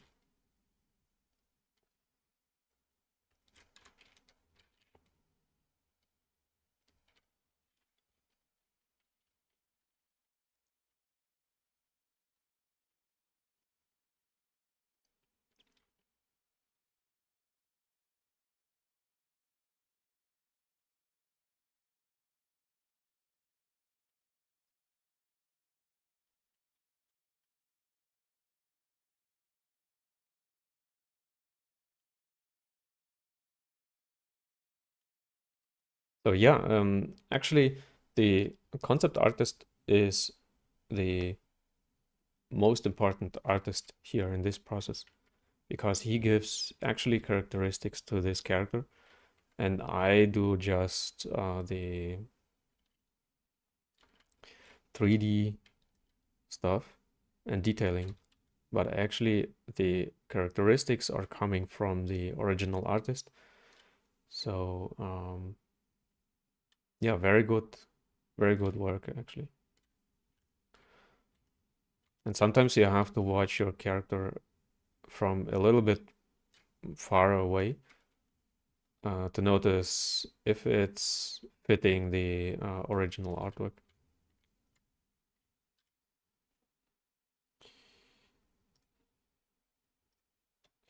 Okay, I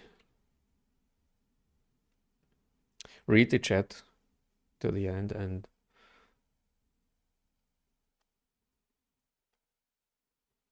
yeah, the similarity becomes greater with the time actually, because sometimes you start with a sphere, you start with something, and you have to match the concept art from nothing. And it's very hard at the beginning to see similarities or so it looks actually like the character. Um, so yeah, spend a lot of time and don't give up too early into the process. Trust the process actually itself. Um, yeah, and I think all of us or you when you struggle with lookalikes with similarity, just keep going and yeah, on some point you will reach the similarities actually.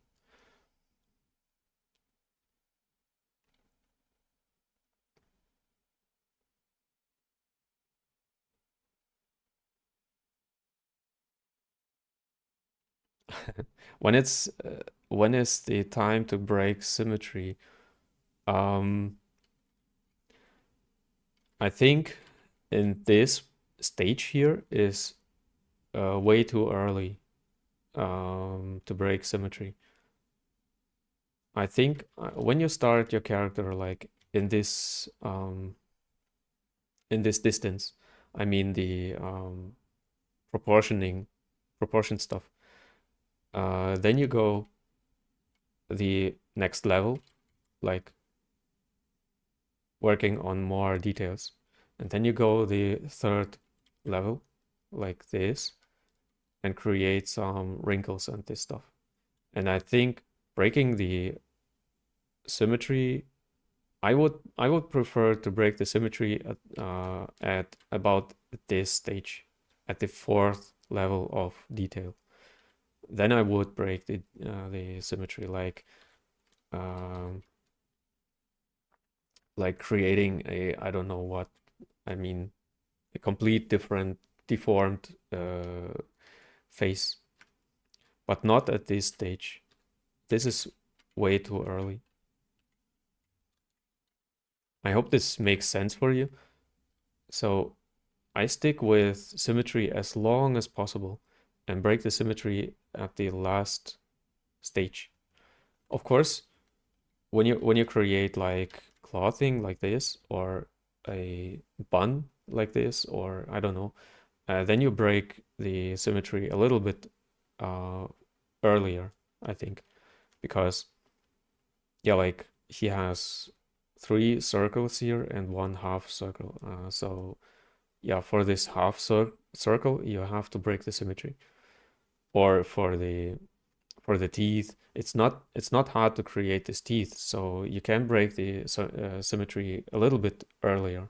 But on the face, on detailed stuff like face, body, and this stuff, uh, as uh, I stick with symmetry as long as possible.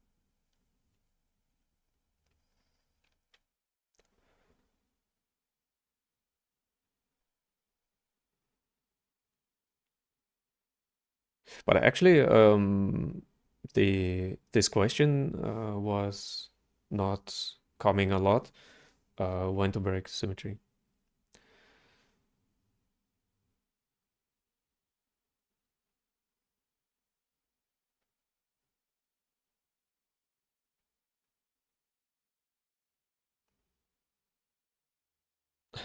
You're welcome. So when you are okay in 2D and okay in 3D, then you should focus on one of these two things. Of course, it's helpful for a 3D artist to be.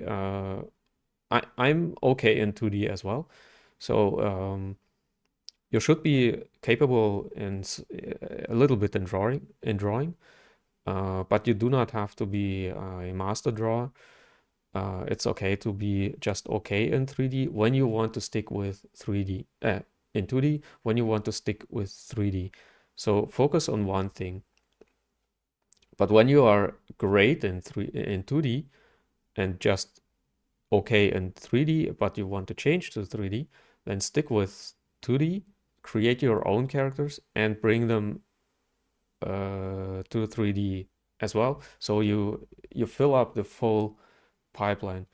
And this is actually a plus for every studio, uh, especially for small studios. It's a huge plus. So when you do not want to work for Naughty Dog, then you maybe should focus on both. But when you are just okay in 2D, then being just okay in 2D is absolutely fine for a 3D artist. So focus on 3D more. But yeah, actually, don't give up and stick with it because 10 days is actually nothing. You have to spend at least, I don't know, 1 year or 2 years with the program to get used to every button and every function to yeah to be able to create characters or other things from scratch.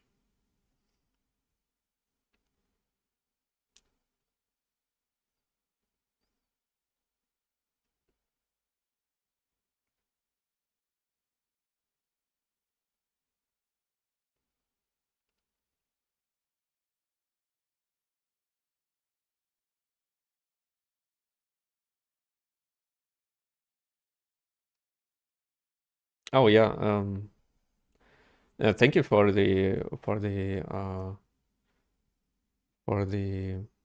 suggestion that I could. I thought maybe you are reading through the chat and follow when I talk or when I say something. Then maybe you are reading your own. And on the VODs, you can activate the chat as well. But yeah, I can. Sometimes it's hard to read the names. So sometimes I'm reading the name and think like, okay, is it a real name or is it just a nickname? Is it just a whatever? And yeah, but I try to read your names, of course. When someone is like Kevin, Steven, and this, okay, no problem. But sometimes the names are very hard. Um, and of course you have names like from other languages that are not easy for me to process, and I'm sorry for this. But yeah, I tried. I tried to read the name and the comment as well. Sometimes I try to summarize the comment or the question because sometimes people are writing like, yeah, I'm 10 days in ZBrush and blah blah blah, and then comes the question. So I sometimes I have to process this, but yeah, I try to read the full question. So the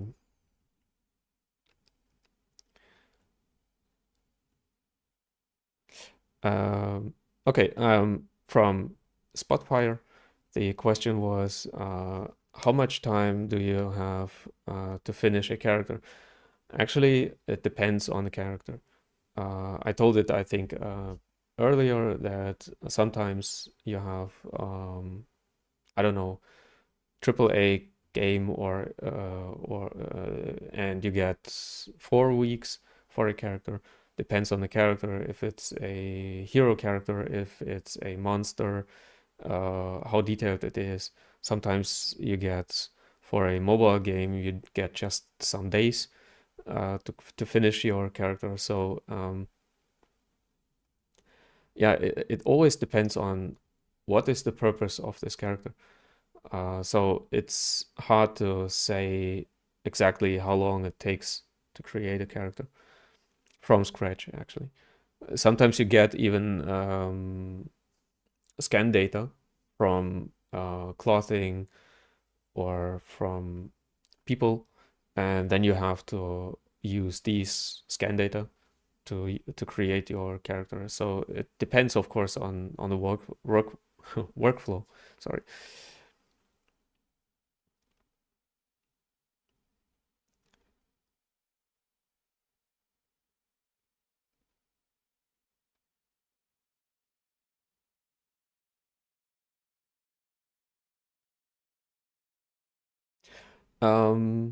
Question from Burke Pelivan.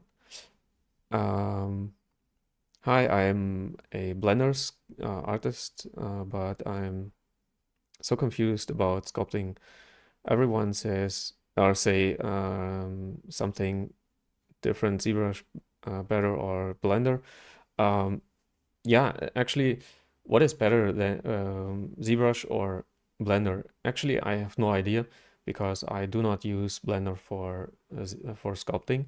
When you watch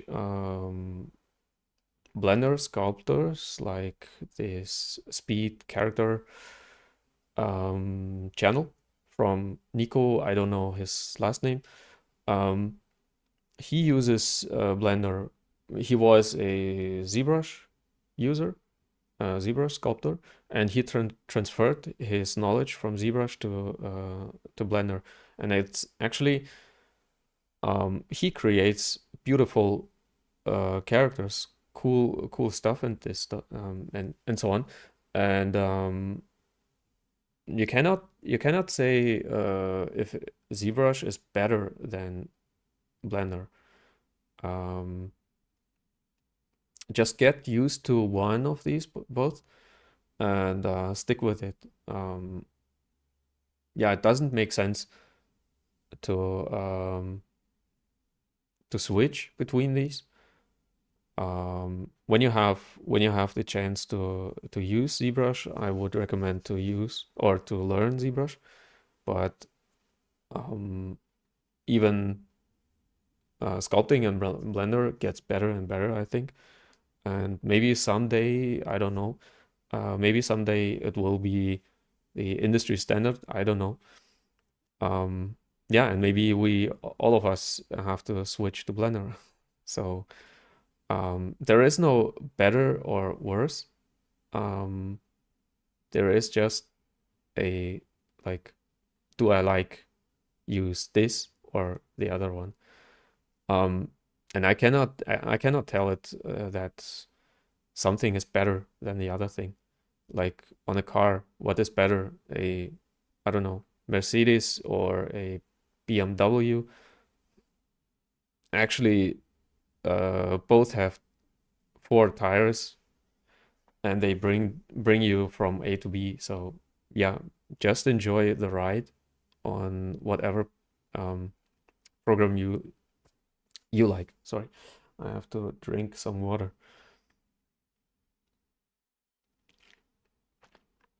Yeah, use programs that helps you to achieve the uh, yeah the character or 3D stuff you like actually.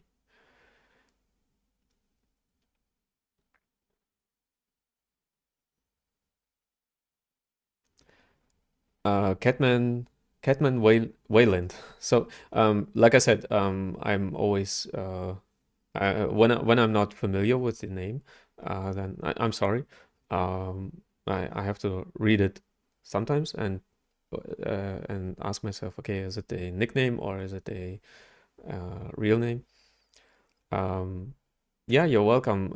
Actually, I like the comment section a lot. So when I was creating my time-lapse videos when I started YouTube, um, it was always like, I don't know if people like this or not, but with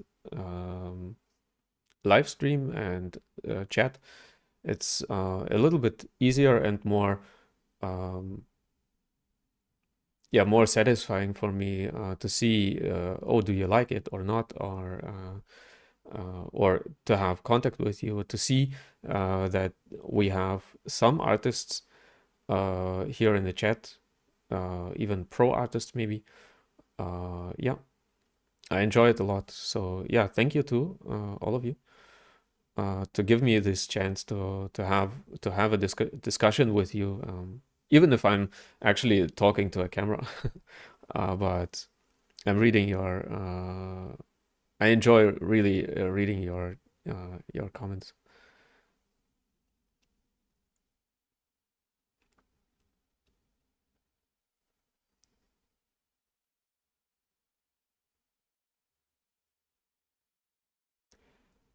Yeah, Catman Wayland. At the end, however, you should, or the comment was at the end. However, you should not forget to leave the symmetry, or you mean to break the symmetry. Otherwise, the result will be boring. Yes, actually, symmetric things we recognize as people. We recognize symmetry right away. We, I think it does have to do with the face. So when people, I don't know, millions of years ago, learned to recognize symmetry, they learned it actually from the face of other people, and we we as people think symmetry, perfect symmetry, is beautiful, but at the same time, some kind of boring. So you have to be able to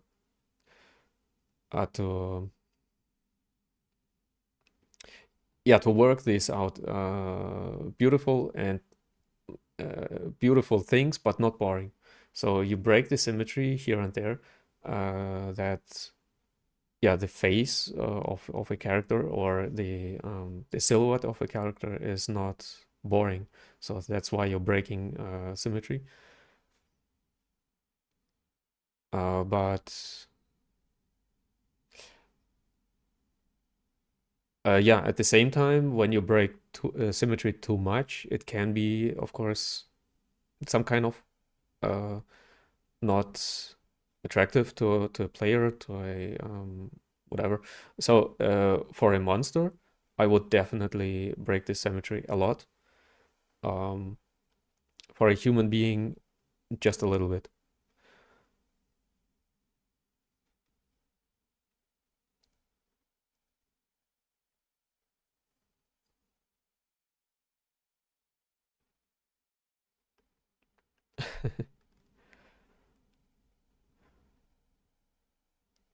uh, Afshin, and I hope I read your name correctly. Afshin Rastgar. Um, I'm selling product and talking to my customer, the customer, and I'm watching your stream together.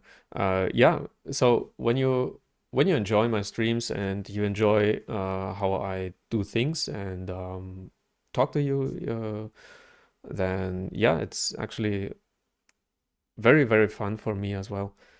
And you can, of course, watch my streams, my VODs on the side. and maybe when you work, when you I don't know, yeah, and I hope you can learn a lot from these videos.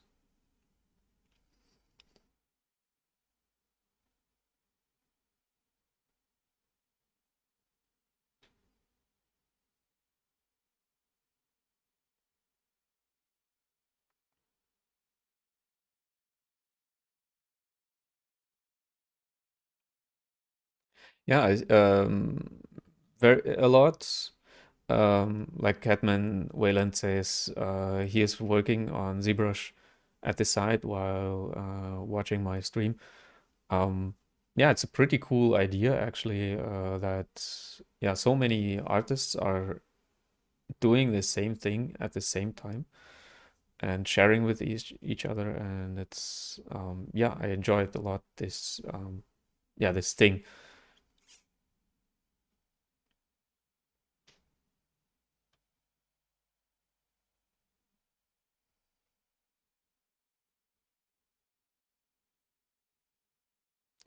Yeah, Spotfire is talking about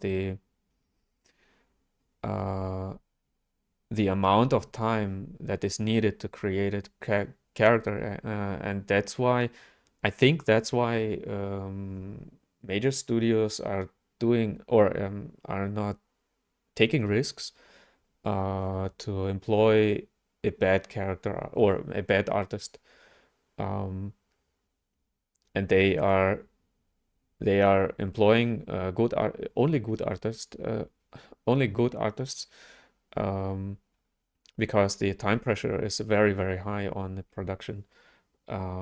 That's why it's very very hard for artists to get into the industry, because they employ actually people who can deliver good things, good stuff. In the older days, I think in the 90s or at the start of the 2000s, it was much easier to get into the industry just when you are drawing, and they tell like, oh, you are doing art. Do you want to learn how to do 3D and work for us? Um, but nowadays, with our competition, it's much much harder to get a job in the industry.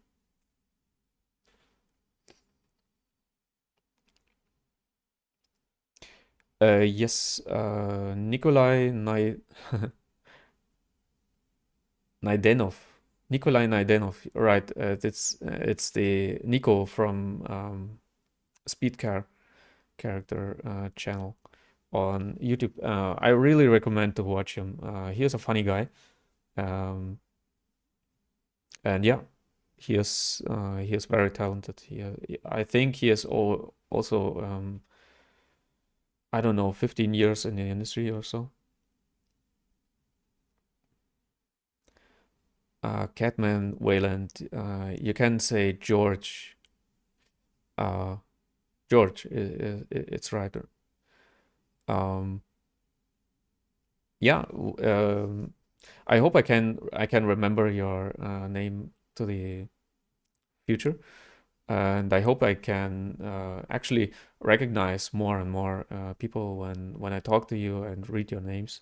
So it's a good idea to read your names, that I recognize you, and maybe someone is asking something on this chat and the next chat, and I can recognize it again.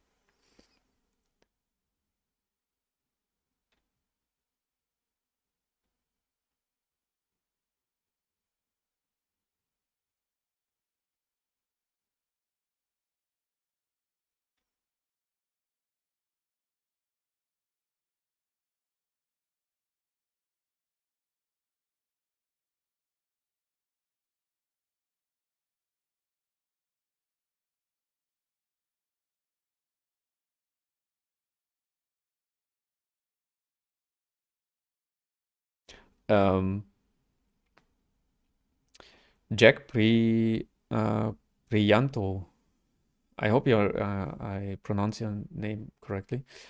Jack Prianto is asking if I can retopo my character or my surface in ZBrush, and it's yes and no.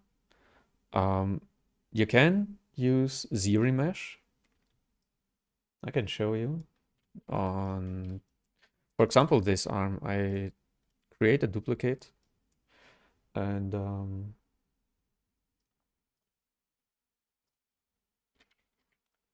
let me see. I created a duplicate and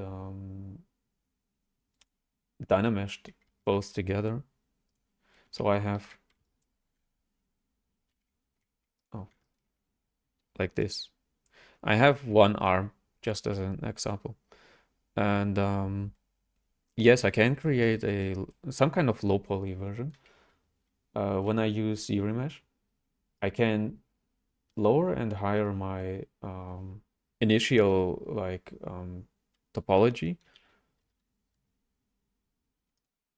Hit ZRemesh, and I get a pretty clean topology here, like this.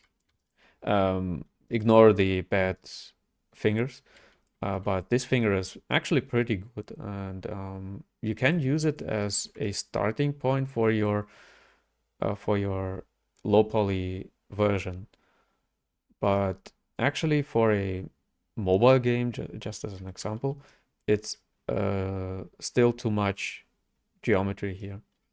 But with ZRemesh, yes, you can use ZRemesh for retopo, and like I said, as a starting point. And when you go to Z modeler, you can even delete every second edge loop, and then you have even less geometry or less polygons. But like I said, do not use it for games because it's actually obvious that you didn't build it on your own, and it's just for sculpting. I would use just for sculpting, but yeah, for a game, you should work on low poly topology on your own by hand. I mean, I wouldn't recommend to use it or to do it in ZBrush. I would recommend to use Blender or Maya or whatever 3D modeling tool. But actually, yes, you can use ZRemesh when you have to create a quick and dirty version. Then you can use ZRemesh.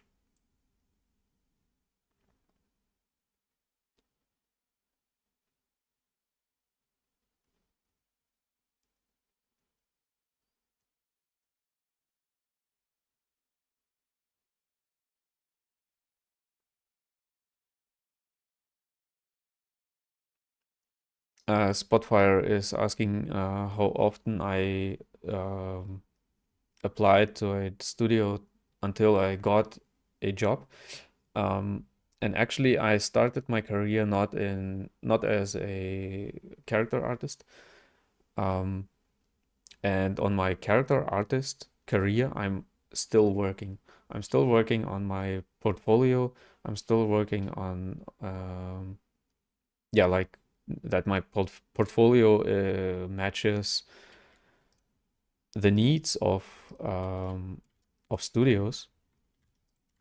And right now I'm working, or I started working in the advertisement industry, just rendering automotive stuff.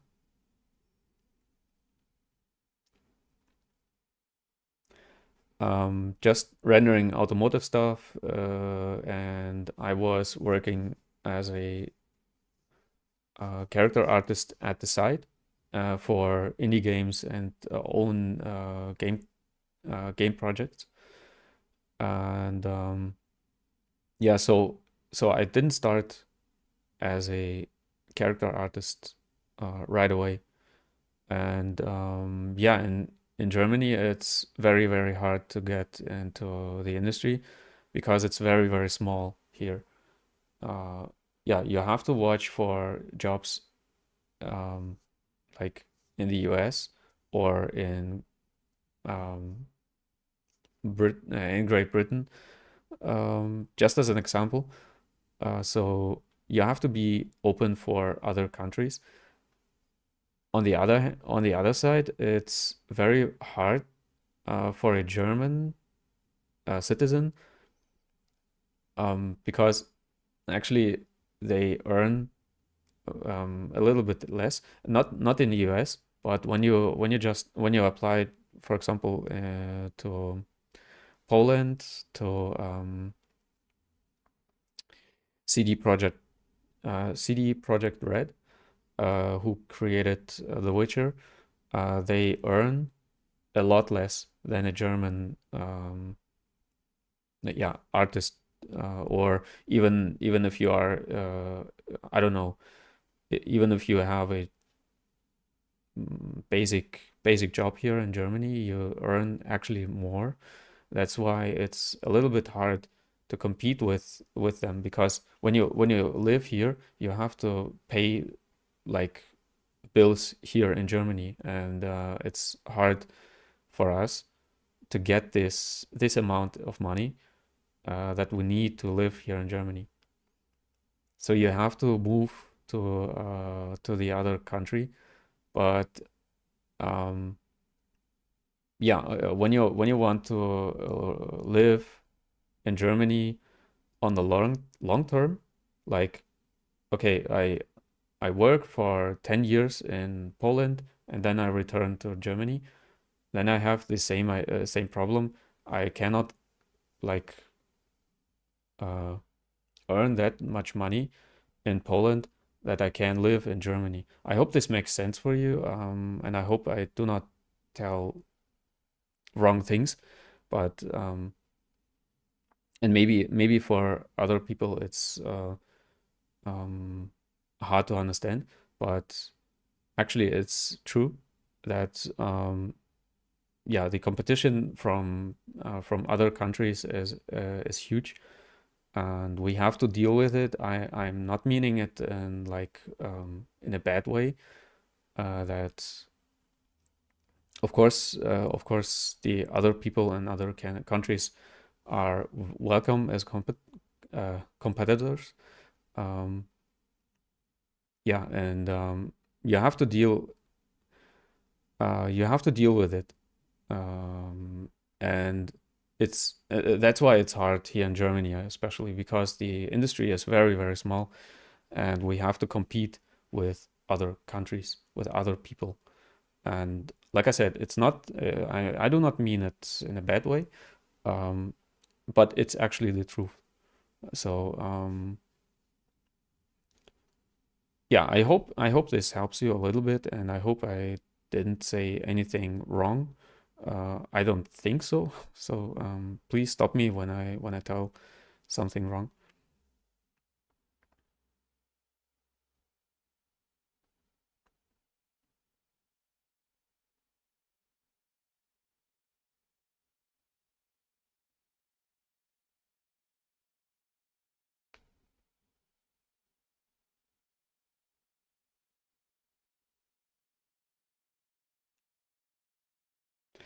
Um,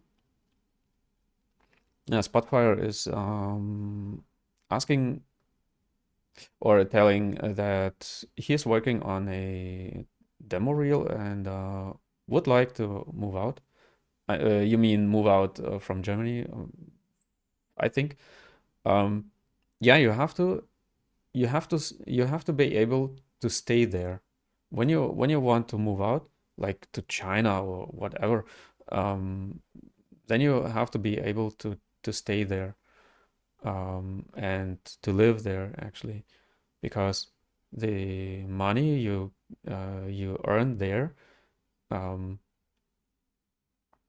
yeah, you can just spend there because it's actually a little bit uh, too few money to spend it in Germany. So when you when you want to move out, then you should be able to stay there. Um, and learn, of course, the language and, of course, the mentality of the people and integrate yourself into the other country. So you have to be able to do it. Otherwise, it's hard, actually. Uh, yeah, but like I said, when you are open for other industries, then you can, of course, work in Germany. So everyone who's maybe thinking about, oh, I would like to move to Europe or Germany, especially as a 3D artist. So um, in the advertisement industry, it's much easier to get a job, and a actually pretty well paid job. They pay in the advertisement industry. You get a lot better payment than in gaming industry. So yeah, when you're thinking about to move to Germany or to Europe, especially in general, then you maybe like to go to the advertisement industry. Um, I don't know how many character artists they need, but especially in the automotive industry, there are a lot good jobs.